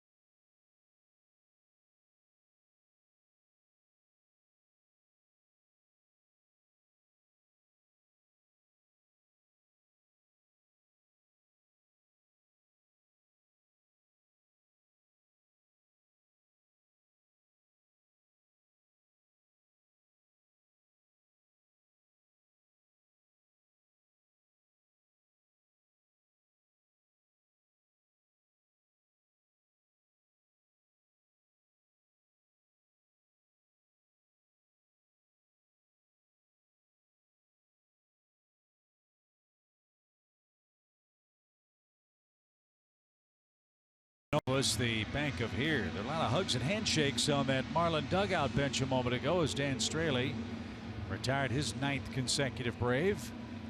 Might be the end of the night for him. We shall see as Mike Foltynewicz goes to work. Real Muto, the batter, leading off the home 6th for Miami. And Real Muto behind in the count, strike 1. JT has struck out and flied out. Mike has walked 2. He struck out 6. He's given up a run on 2 hits. A 2-out single by Derek Dietrich has accounted for the game's only run. And for Straley, 1 was more than enough. Very impressive work. 106 pitches, his season high. He's 98 after 6 innings tonight. They did get, as you mentioned, they got Kyle Barraclaw back, bolster their bullpen.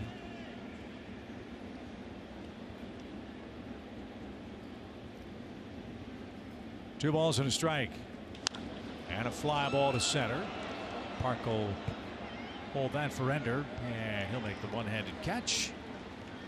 And Mike's back on the beam. He gets the leadoff man here in the 6th inning. Real Muto's 0 for 3. Now Mike could use a quick inning here. Again, Atlanta tried to tie an all-time record in a single season for wins against the Marlins head-to-head.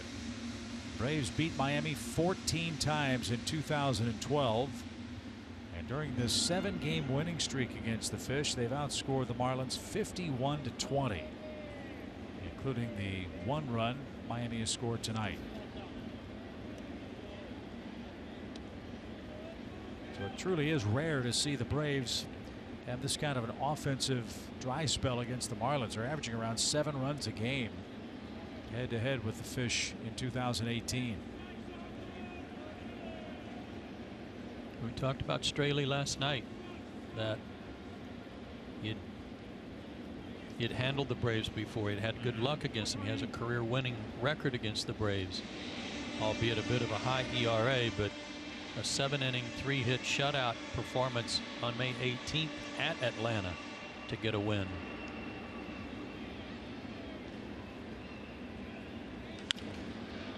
Anderson a little late, fouled that away.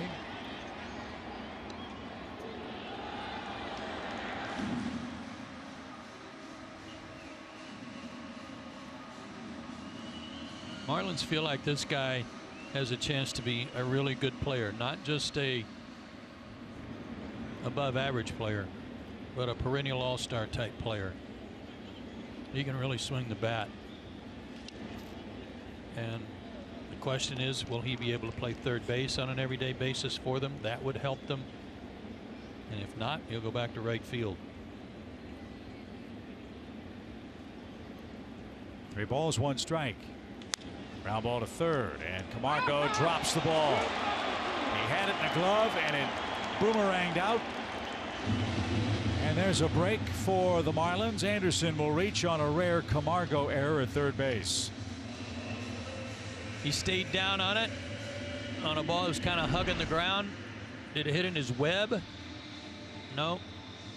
Oh, he was just popping it up to grab it instead of reaching in to get it. Cost him. Ron Washington will address that, I'm sure, at some point. So a gift runner for the Marlins, and Dietrich the hitter. Dietrich has flied out, and he's knocked in the game's only run. Let me ask you this too. This is one of the biggest ballparks in the National League. Marlins are a power-starved club. They've only hit 106 home runs. That's the least in the National League. Would the Marlins ownership consider bringing the fences in here to help their offense? They've done it before, especially in center field, where it was ridiculously deep in center. But this is still one of the biggest parks, as we said. 392 out by the Braves bullpen. Yeah, I can see that happening. Just to give their hitters a little bit more help.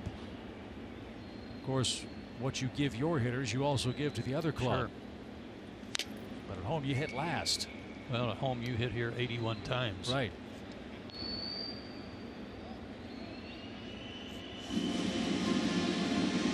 So yeah, I could see that happening. Depends on their personnel, you know. Yeah. If they go out and get some people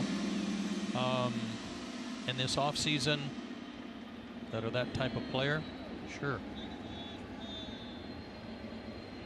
You can see right by the edge of the visitors' bullpen, as that one's off the screen behind the Braves dugout, you can see the new fence that was put up, stretching from that 392 mark all the way out toward the area they affectionately call the Bermuda Triangle, out by the home run sculpture. And they lowered the bullpen fence as well. But you have to have good aim to hit it there. 2 balls, 2 strikes for Dietrich. Runner at first after the error. And the pitch is fought off foul. But if you have a high contact, real fast team, you don't care where the fences are. Just put the ball on the ground and try to split gaps and run till they tag you. I don't know that they have that type of team yet either. Yeah. Swing and a miss. Dietrich's retired. Fulte has his 7th. And that's the 2nd out of the inning. Here's Dean, who's 0 for 2 with a punch out of his own.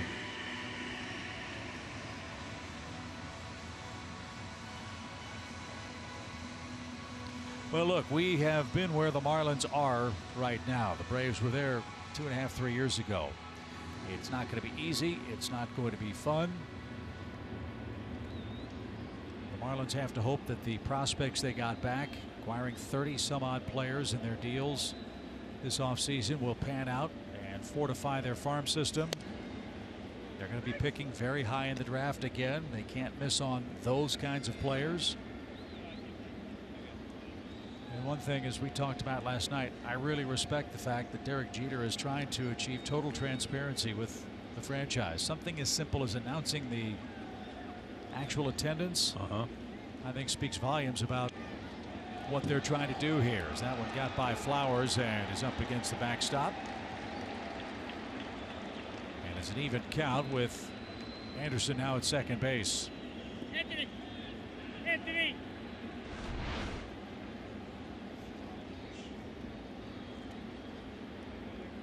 Just got away from Fulte, so a couple of mistakes this inning. The error by Camargo that allowed Anderson to reach, and now the wild pitch puts him in scoring position. So it's 1-1 for Dean. Anderson's getting a huge lead out at second base. The pitch caught an inside corner. 1-2. Well, one of the players they got in the Yelich deal was the #1 prospect from the Brewers. That's Lewis Brinson. He's been on the disabled list since July 4th. Right hip inflammation. Strike 3 inside corner.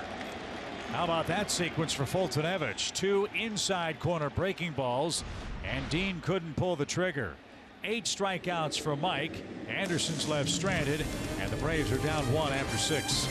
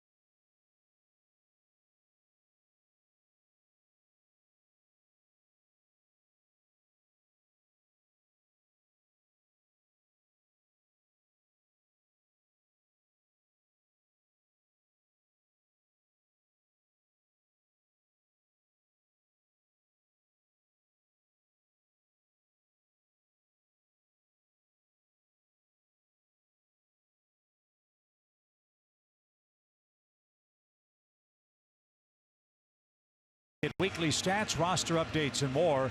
RBI Baseball 18 is available now. Learn more at RBIGame.com. Rated E for everyone. Mike Fultonevich is through 6 innings with 8 strikeouts. He's allowed the game's only run, however. as the Braves have managed only 3 hits against Dan Straley. And now they have to take on El de Boca Chica, Tyron Guerrero. And he can throw BBs 100 miles an hour on frequent occasions, but he has had a little trouble with the Braves, especially Camargo, who's taken him deep. And Camargo is lurking on deck after Nick Markakis bats. Straley retired the last 9 hitters in order. And he enjoys a 1-0 lead.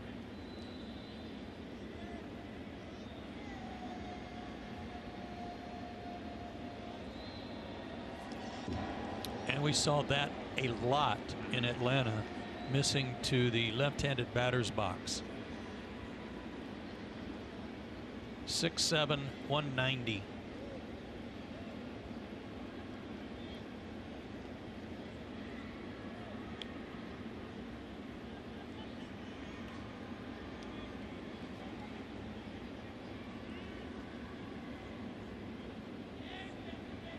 One ball, no strikes.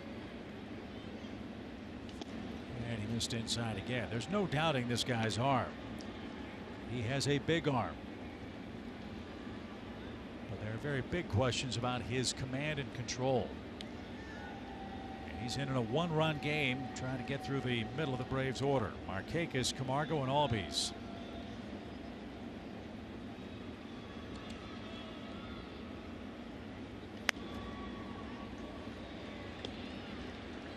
.25 walks in 49 1/3 innings. And 24 runs. Earned runs, that is.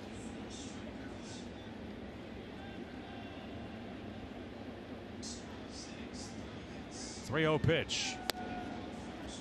Get me over fastball at 98.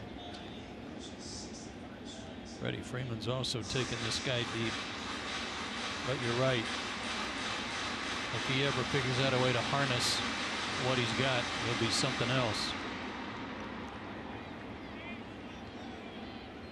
3 balls, 1 strike.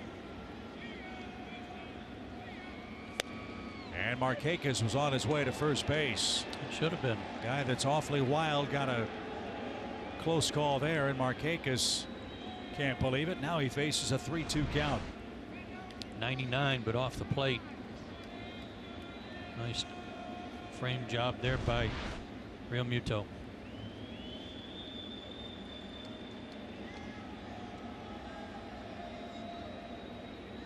The 3-2. And that one's taken off the plate. That was a better pitch than what was called strike 2. I think it was almost exactly the same pitch. That's exactly what Don Mattingly's saying. He's asking, was it outside? I guess that's what the call was. Well, I'll bet if you put those 2 pitches back to back on Fox tracks, they'd be in the exact same spot. Yep, and Real Muto ready for the call, didn't get it. So that helps. And here's Camargo. Let's see if he can atone for the error. He tried to launch one and didn't get it at 99, strike 1. My recollection on Johan's home run off this guy was on a breaking ball that he left out over the plate, even though he was throwing a bazillion miles an hour.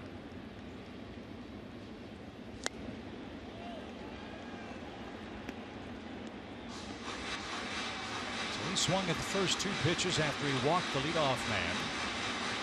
And Camargo finds himself in a quick 2-strike hole. 1-0 Marlins lead. Their run came in the 4th.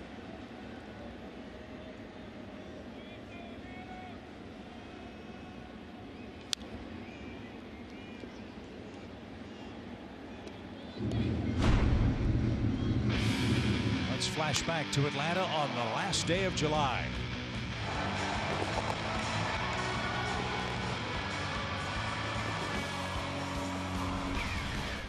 Braves won that game 11-6. At SunTrust Park, they beat Dan Straley that day. The pitch. He just popped up foul. That's the day Straley gave up 8 runs in 3 2/3 innings and 2 homers. He was a different guy tonight.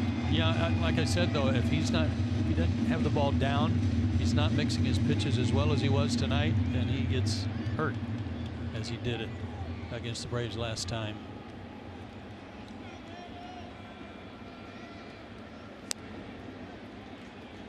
One ball, 2 strikes.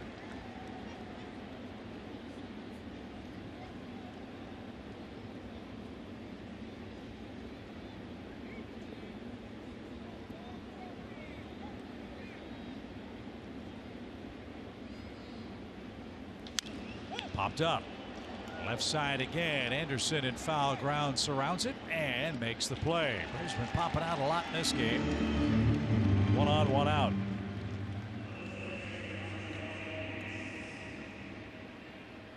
That's 6 pop-ups off the Braves bats, and it'll bring up Ozzie Albies, who's walked and grounded out tonight.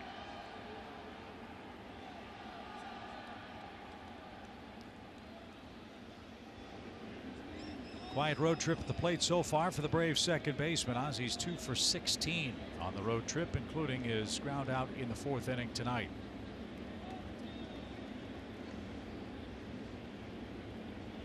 And that's a good sign. You know how aggressive Ozzie likes to be early in the count. He took one there from Guerrero to see if he could throw him a strike. He couldn't. Yeah, you can kind of change the whole at bat if you get ahead of this guy and you force him to try to throw into the middle of the plate.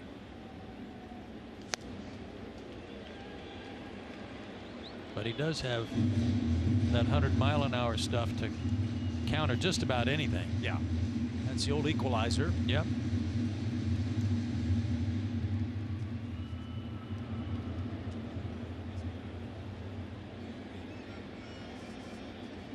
Marquez led off with a walk. He's at first with 1 out. We're in the 7th. And another 100-mile-an-hour pitch. Thing is, he does it with very little effort.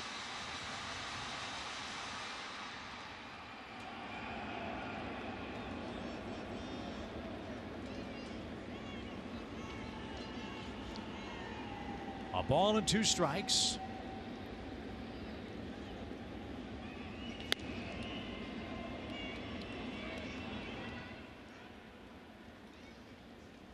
Guerrero came from San Diego 2 years ago in July with Andrew Kashner and Colin Ray for Carter Capps, Jared Cosart, Luis Castillo, and Josh Naylor. One of the biggest fastballs in the game. The pitch. He was all over that one. According to Fangraphs, Guerrero's fastball is 3rd in average velocity at 98.8 miles an hour. I believe 104. And very tough here at home. Just 2 earned runs over his last 20 games at Marlins Park. He's got a runner at first in a 1-run game. The 2-2 pitch. Fly ball toward left center. Dean says he has it. Sierra calls him off. And that's the 2nd out. Hope you'll stick around for the middle of this 7th inning. It's the stretch presented by Synovus, the bank of here. Hopefully we won't get to the stretch for a while, for that would mean the Braves are rallying. Tyler Flowers, the final 7th inning hope. He is 0 for 2. He's hit the ball to shortstop twice.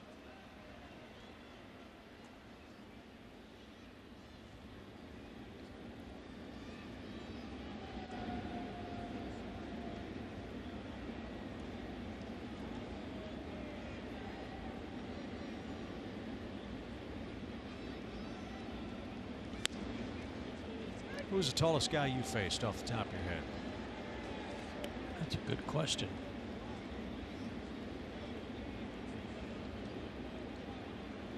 Ed Halicki comes to mind. He was 6'8". No balls and a strike. Popped up out of play. I've heard batters say that when a pitcher is that tall and they release the baseball, it's almost like they're shaking hands with you. Is that? I think that's fair enough. I was fortunate enough that I didn't have to face James Rodney Richard, who was 6'9", and one of the most underrated pitchers in the history of the game. When he was healthy, it was unbelievable. No balls, 2 strikes. Fly ball. That one's pretty well hit. That ball has got a chance, but that ball is on the track and caught by Dean. Tyler Flowers just missed. Braves have hit a couple of warning track fly balls in this gigantic yard, and the Parkas held them both. Time to stretch. Miami leads game 2. It's 1-0.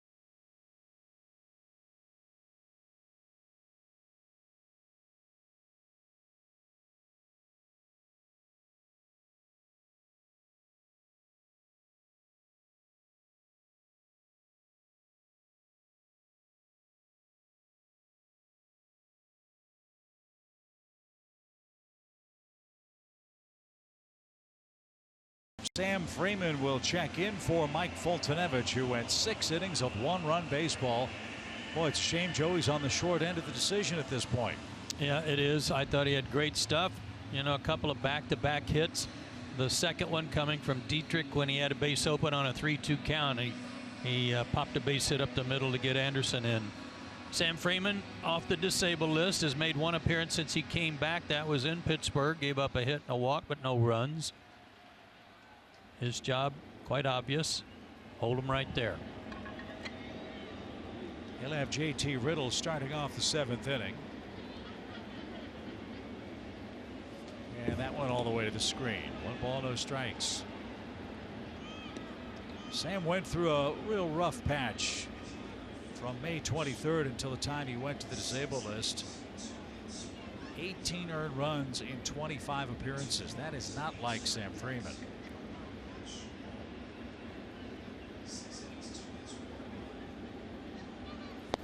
Let's hope he has his A+ stuff tonight as he falls behind ball 2. One issue for Freeman has been the first batter. He's retired 31 of 50 first hitters.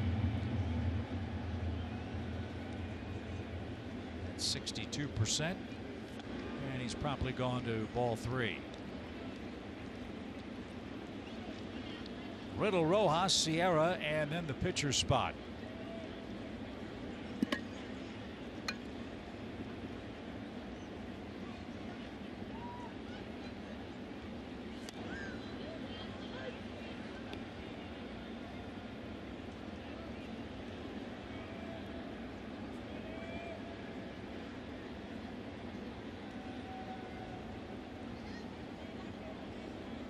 The 3-1 is right there. Good pitch.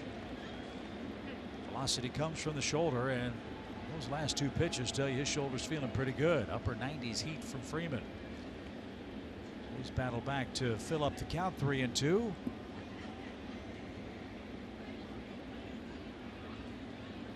And Riddle swings and misses.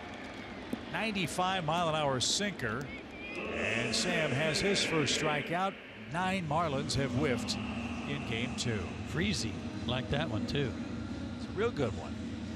And so's this giveaway. Babe Ruth Boston Braves bobblehead day is Tuesday, September 4th with the Red Sox in town. If you're one of the first 20,000 fans at SunTrust, you'll get that giveaway presented by Gas South.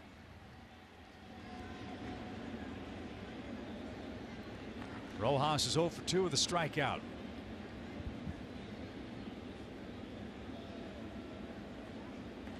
And strike one. Well, that was awfully close to the fish tank down there. Gotta be careful of the aquarium. Last year, I think a foul ball actually shattered part of the aquarium. I think so. They had to tape it up during the game. That would be bad news for Sammy the sailfin in there.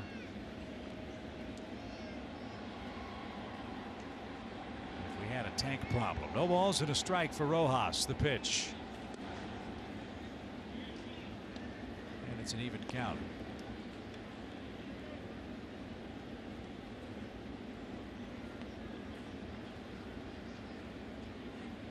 Anibal Sanchez and Wei Yin Chen pitch here tomorrow night. That'll be an FS1 game.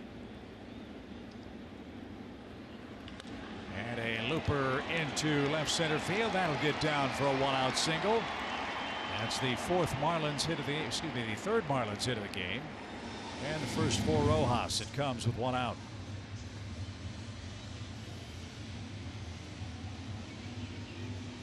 And here is Sierra.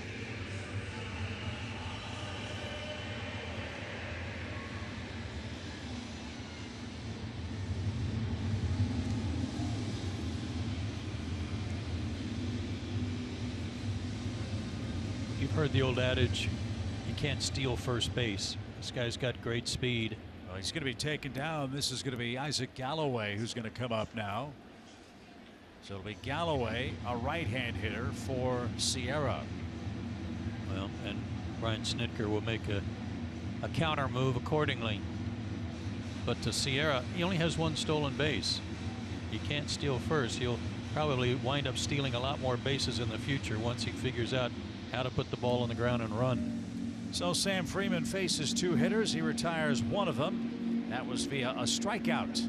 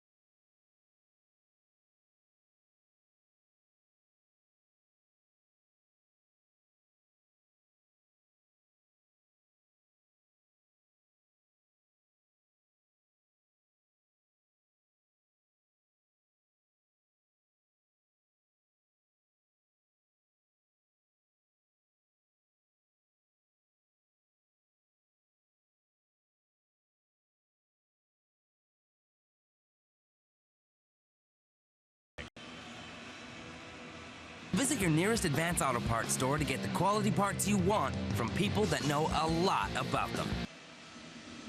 Joe, I would think Dan Winkler ought to feel pretty good coming into tonight's game. He should. His last outing against the Pirates, he got a save. He pitched great. ERA down to 2.61. He got off to a great start, and he too went through a little bit of a rough patch, but seems to have come out on the other side the better for it. 26 inherited runners, only 8 have scored.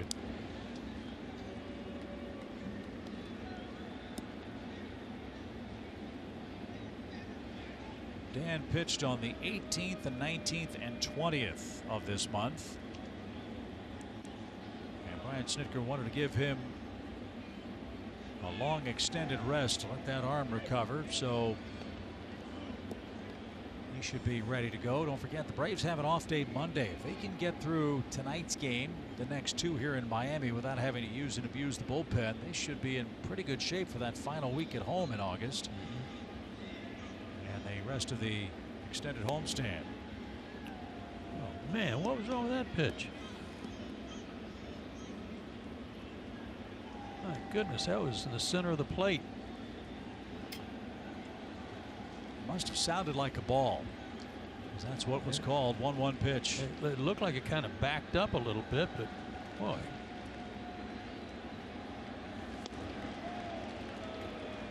And it's 1-2.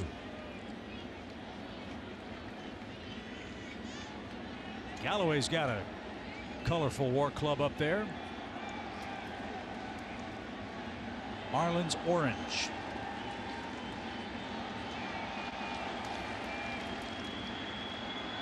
And the 1-2 pitch. Now 2-2.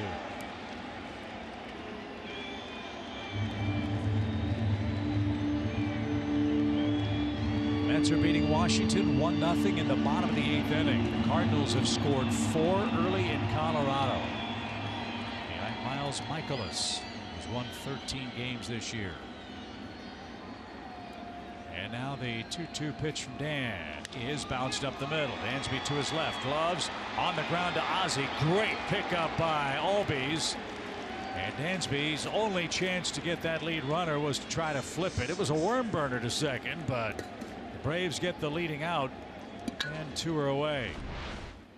Dansby was not going to get an out anywhere but right there. Any way he could get it to Ozzie. Galloway runs really well, and I don't think that Dansby would have had a chance to set his feet and throw to first. So at the very least, they cut down the lead runner. And Starlin Castro will be the pinch hitter. Good news here is that Guerrero's out of the game. He went an inning with a walk.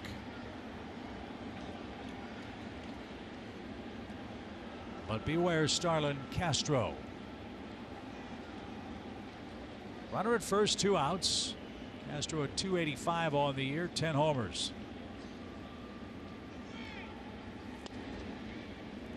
Good fastball hitter. Good first pitch fastball hitter. You know, this is such a close ball game. You'd like to think that it will come down to the last inning, and if they use Castro here, unless he stays in the game, at least he's already been burned on the scorecard. And him reaching, and that's poked out of play. 1 ball, 1 strike. So they've used Galloway and Castro. They have Yadiel Rivera and Brian Holiday left on their bench.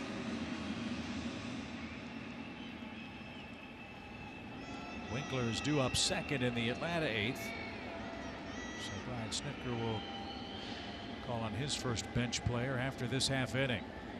1-1.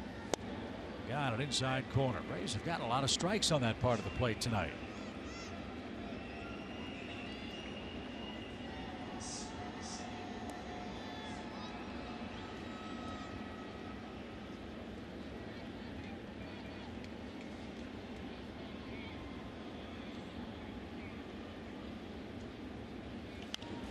Popped up and chased by Flowers, but won't have a play.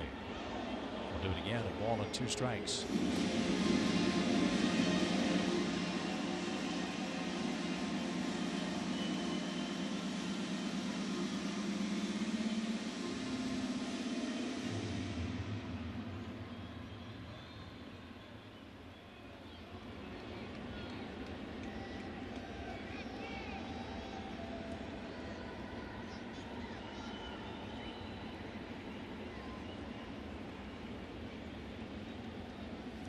Swing and a miss. Boy, did that ball right up and in. I'll say. And Castro could not stop himself. So Winkler puts out the fire. It's getting late in a 1-0 game. It's the Friday night showdown. Braves versus the Marlins from Miami. Presented by Kaiser Permanente.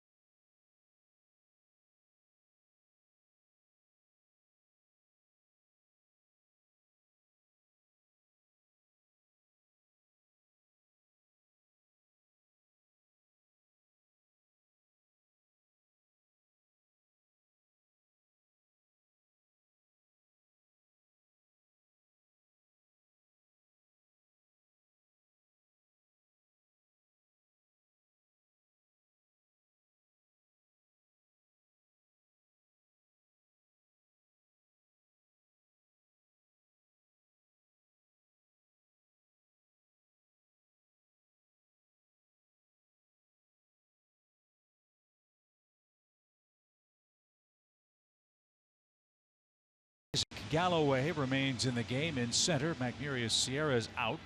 And now the Stegosaurus. Yeah. Drew Steckenrider is on for his 59th appearance. Swanson, a pinch hitter, and Acuna are coming up. Steckenrider got a measure of revenge in Atlanta over some rough outings against the Braves earlier this year. Yeah, August 14th, he gave up nothing in an inning's worth of work. However, he's given up 10 earned runs in 3 2/3 innings against the Braves this year over 5 games. And this one's popped up again, left side. Anderson and Riddle. It'll be the shortstop. Another pop-up on the left side by the Braves offense. And that retires Swanson to start the 8th inning. If you ever wanted to know what it's like to be in the big leagues, well, with the Brave for a Day experience, you'll step into the visiting locker room on Thursday, September 27th, and button up your personalized Braves uniform, lace up your cleats, and take the field like your favorite players. Sign up today at Braves.com.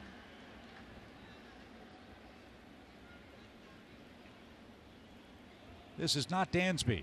No. This is Charlie. Just in case you're keeping score at home. As Kelsey said before the game, those two had some fun. Dansby wore Charlie's uniform top out on the field for warm-ups. You see the Colby moniker on the back of Charlie's game jersey. Both he and Dansby were joking that they should have said, well, in the case of Culberson, not Dansby, and for Swanson, not Charlie tonight.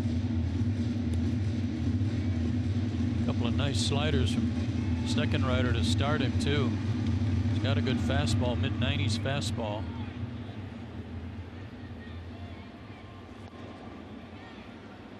He's from Atlanta, and you just wonder if those first few appearances against the Braves, he had some nerves working.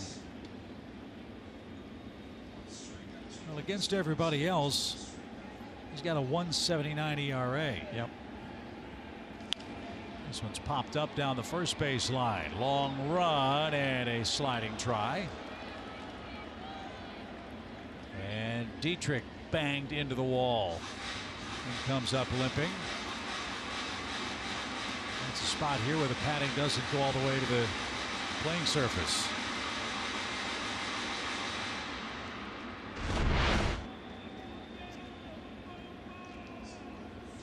Nice try, but the knee goes right into the concrete.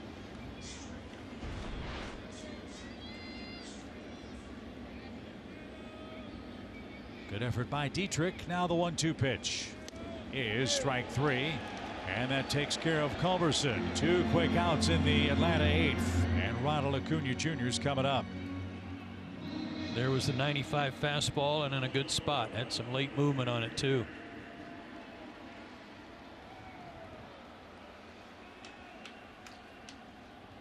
Well, the Braves have 3 hits. Acuna has 1 of them. As we saw up in Pittsburgh, Braves wasted some doubles against the Pirates. They had a 1-out double in the second, couldn't score. They had a 2-out double from Acuna in the third, couldn't score. But they don't have a hit since the 4th inning when Freddie led off with a single. Just 1 base runner. That was the leadoff walk to Markakis in the 7th. So they've retired 14 of their last 15 hitters. And the 0-2 pitch. Strike 3 at 96. That's as good an inning as we've seen Steckenrider ever pitch. 3 up, 3 down. We go to the bottom of the 8th.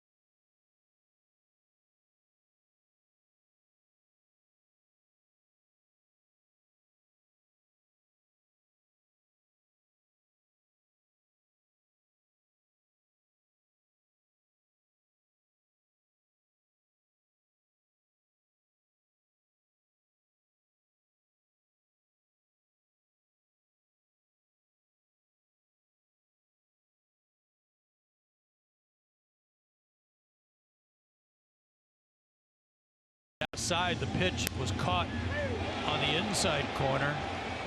Ronald objected, flipped his bat, got the attention of Marley. Threw his shin guard, threw his helmet, and then immediately got fined by Marley for throwing his equipment. So you see the home plate umpire writing that down on his official lineup card. They'll make a note of that, send that to the league office after tonight's game, which is led 1-0 by Miami. They'll have the top of the order coming up. Brad Brock is on to pitch for the Bravos. He's the third reliever, fourth pitcher to work in tonight's game in Miami. This guy's done a great job since coming over. Suffered a loss against Colorado after allowing 3 unearned runs in a game at home. 2 games at Pittsburgh, an inning and 2/3 total, 1-hit shutout baseball. Ortega tried to bunt and does so foul, strike 1. His 8-game hitting streak is on the line in this 8th inning at bat. He has flied to center and struck out twice. See, I think Brad Brock's got the right idea. This Players Weekend, where you can wear all this bling with socks and shoes and everything, I'd wear anything I could to try to distract. Fly ball to right, and plenty of room for Markakis, who gallops in, and there's the first out. Los Bravos Day is Sunday, September 16th, presented by Georgia Power.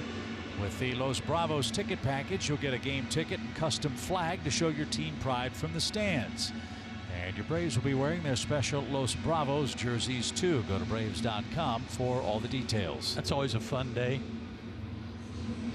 with all the countries represented. It's a great thing. Yeah, I'm with you. I like the socks that Brock is featuring out there. There's just a lot of white on his shoes and socks. With that high leg kick and all that white sock showing. A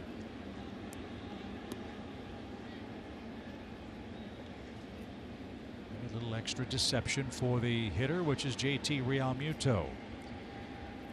Realmuto 0 for 3. Ortega's hit streak will come to an end, barring extra innings, after he flied out to start the inning. I was talking to Brock before the game. He loves it here. He said, and who wouldn't when you get to jump to a first place club. He said it was so difficult playing for a team like Baltimore when you're dead last and you're not going anywhere. Even when you come in and pitch a good game and get a save or whatever, you still look up and you're 30 games out. Yeah. Theoretically. They'd settle for 30 out. You know what they are starting tonight? I'm hesitant to say 50, but I bet it's close. 52. Goodness. They're 52 games behind the Red Sox, 53 games under 500. The Orioles are playing .291 baseball. They're on pace to lose 115 games. The Royals are on pace to lose 113. Baltimore and Kansas City, not surprisingly, the first 2 teams that have the dreaded X next to their name, which means they are eliminated from postseason consideration. Wouldn't it be something if they played each other the last series of the season? Somebody's going to get the first pick in the draft. A 1-game shootout. Yeah.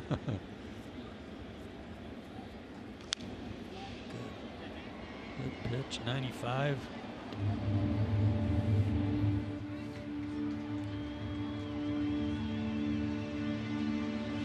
So it's a full count for Realmuto. He's in a quiet stretch at the plate.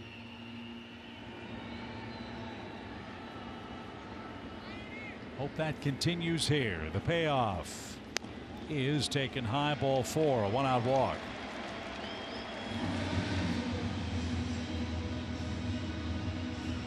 That's only the 3rd walk issued by the Braves in the game. The Marlins have had a bunch of base runners, though, starting with the 4th inning. When they got the game's only run, it came with 2 outs off Fultonevich. Mike issued a couple of walks in the 5th inning. A Camargo error gave the Marlins a runner aboard in the 6th. They had a base hit and then a force play in the 7th. Now a Realmuto walk in the 8th. And Anderson's the only man to touch the dish in regulation. He's 1 for 3 with a double. And again scored on the Dietrich single with 2 outs. Those are the first 2 hits the Marlins had in the game. They only have 3. And they came after Mike Foltynewicz retired the first 11 hitters to start the game.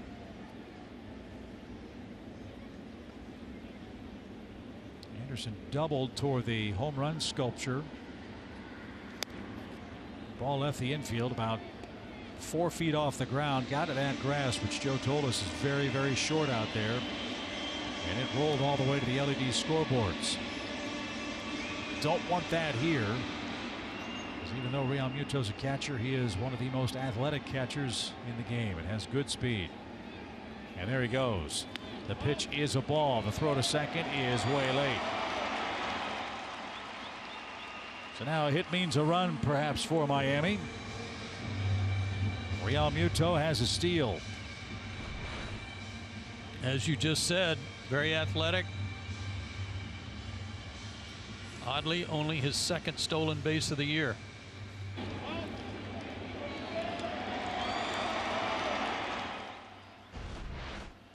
Tough pitch for Tyler to throw on. Quick release. No chance to get him.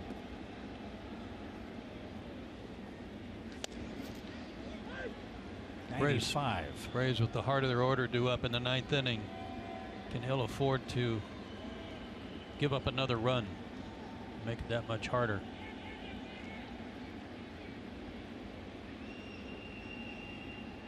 Three balls, 1 strike. And back-to-back walks.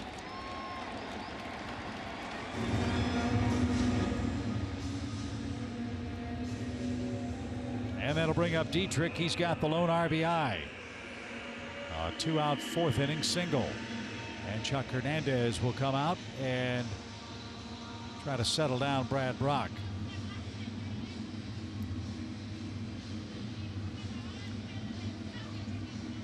Time for the Toyota Tweet of the Week. Your question is, who's your favorite Braves leadoff hitter of all time? Tweet us at Fox Sports Braves using the hashtag Chop of the Order. And your tweet could be read on the Braves Live postgame show. Boy, there are a lot of great choices in that category. Brett Butler wasn't too shabby. Otis Nixon. Marquise Grissom. Ender Inciarte. Michael Bourne. Michael Bourne, good call. All terrific leadoff guys. Michael was one of my all-time favorite people, favorite Braves. What a wonderful man. Always a smile on his face. Hope he's doing great. Wherever he may be, hopefully we'll see him in Atlanta sometime soon. Here's Dietrich, 2 on, 1 out. Dietrich will swing and miss. He's also got big-time pop. Ball 1. Mets have extended their lead 3-0 over the Nationals. Washington's final chance is upon them in the 9th. Here it's 1-0 Miami. Braves have 3 outs left offensively. The pitch. And that one got away from Flowers. A swing and a miss. And that takes away a double play chance.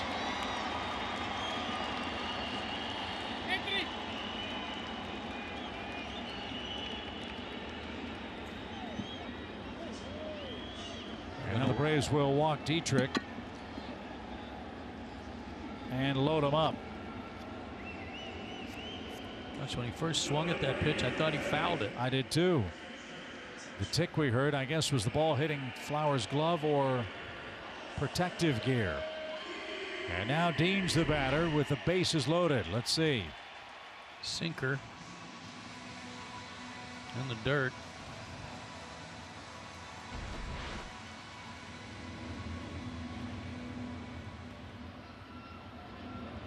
Tyler with a backhand couldn't come up cleanly, and the Marlins move up. That forces the intentional walk, and now Dean's the batter. Need a ground ball.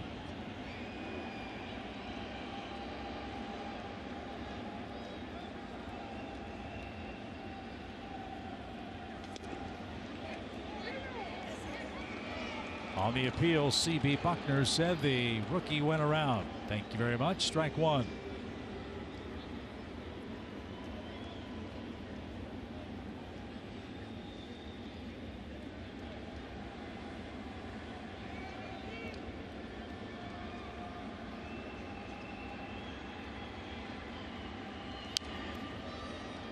Right off his thumbs again and foul to the screen. It's 0-2. This is already the 4th time Dean has come up with the bases loaded in his brief career. Of his 31 at-bats, this is his 4th with the bases loaded. That's pretty amazing when they're having so much trouble scoring runs. Having that many guys on base in front of him. Strike out or a ground ball here would be lovely.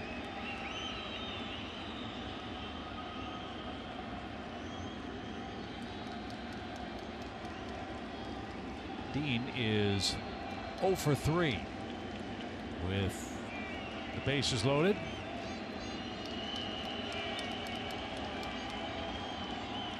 And he's 0 for 4. There's the swing and a miss. Hat trick for Dean. 3rd strikeout of him tonight. That's the 2nd out of the inning. And now Riddle's coming up.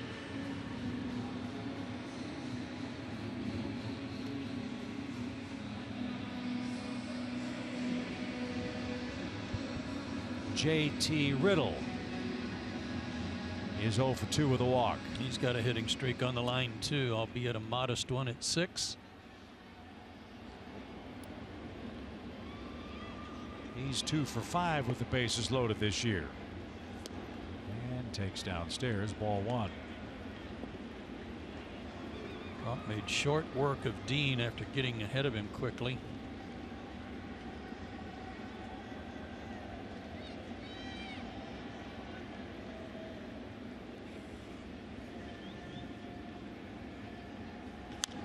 In the air toward left. Acuna on the run. Still going into the corner. Reaches up and makes the play.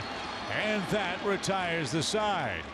That was a very interesting inning. Brock walks 3, 1 intentionally, and Miami leads him loaded. And we go to the 9th.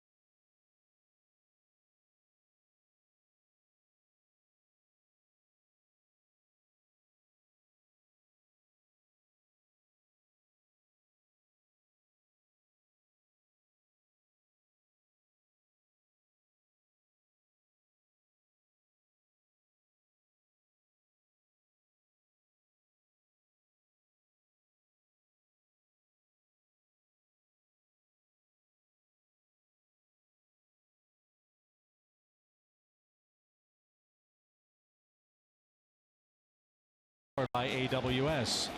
390 footer off the facing there of that message board above the bullpen. His 8th of the year. One skinny run is all Atlanta needs to get it tied here in the 9th inning. Adam Duvall is going to grab a bat and pinch hit for Ender Inciarte. That's because the Marlins bring on a left-hander. It's Adam Conley who will try to get the final 3 outs, and that makes sense with Inciarte, Freeman, and Markakis, 3 left-hand hitters scheduled to hit for the Braves. Yeah, and especially with his numbers against lefties, 194, really tough on them, tough to pick the ball up. A pinch hitter for Ender. Duvall will come up and see what he can do against him. This guy throws hard. 89, 95. He can take a little off of this 2-seamer. But he's also got a good changeup and a slider from that arm angle. And he has revenge on his mind. You see the defensive changes. Rivera into play second. Rojas moves from second to first. The Braves roughed up Conley in Atlanta August 14th. 2 innings, 5 hits, 5 runs, 2 homers allowed by Conley.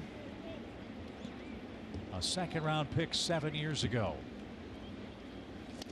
And Duvall, a big swing and a miss.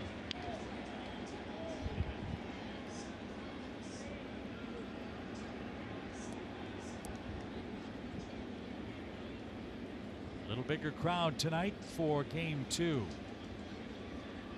We'll give you the official attendance after the pitch. It's cut on and missed. No balls, 2 strikes. 7,792 here at Marlins Park.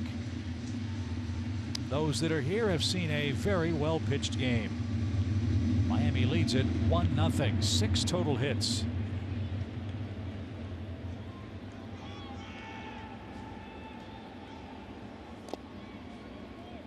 Just watching Conley make his motion, it is very Cole Hamels-like. Knee high, elbows, little turn, long arm action. Except at about a 45-degree difference in arm angle. Hamels right over the top.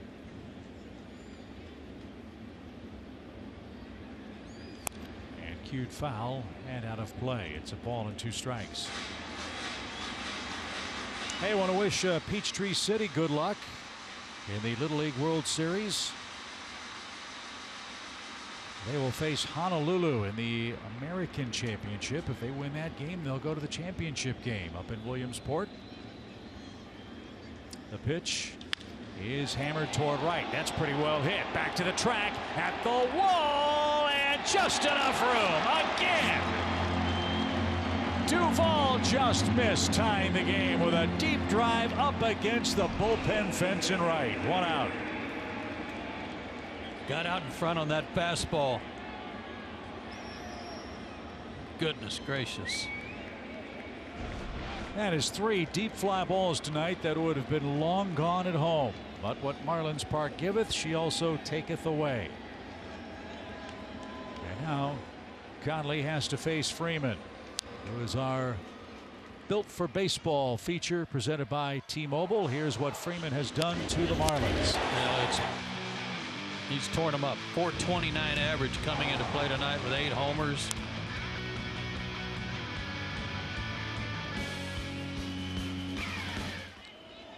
Need him to do some more damage.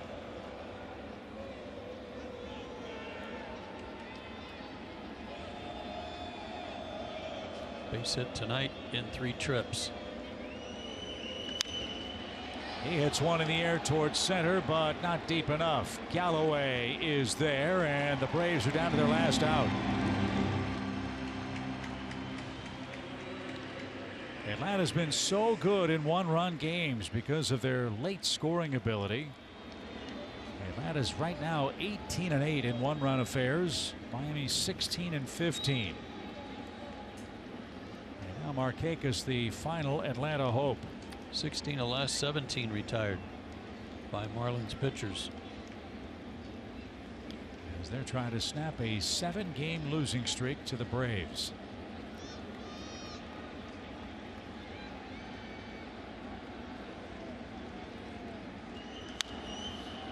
Washington was beaten tonight by the Mets. At last report, Toronto was beating the Phillies. And even if this score holds, number 1, no blood in the division. And the advantage for the Braves, it's another date off the championship schedule with the lead in the East. But we're not done yet. Pitch is grounded towards short. Little backs up, throws to first, and the Marlins win 1-0 tonight. Conley with the save. Straley picks up the win, and Mike Fultonevich loses the toughest game possible. A 1-0 decision after he allowed just 2 hits, Joe, in 6 innings of work. He pitched great again. It's his 5th straight start that was absolutely great. He just didn't get any run support tonight. That was the difference in the ball game, and Dan Straley did what we've seen him do before. He was terrific. He was our Coors Light refreshing finish. Atlanta and the Marlins tied 1 game apiece in the series with 2 left. Atlanta suffers its first loss on this road trip. They're now 4-1. 1-0. Miami has the victory. We'll recap it for you on Braves Live, presented by Xfinity. It's coming right up next.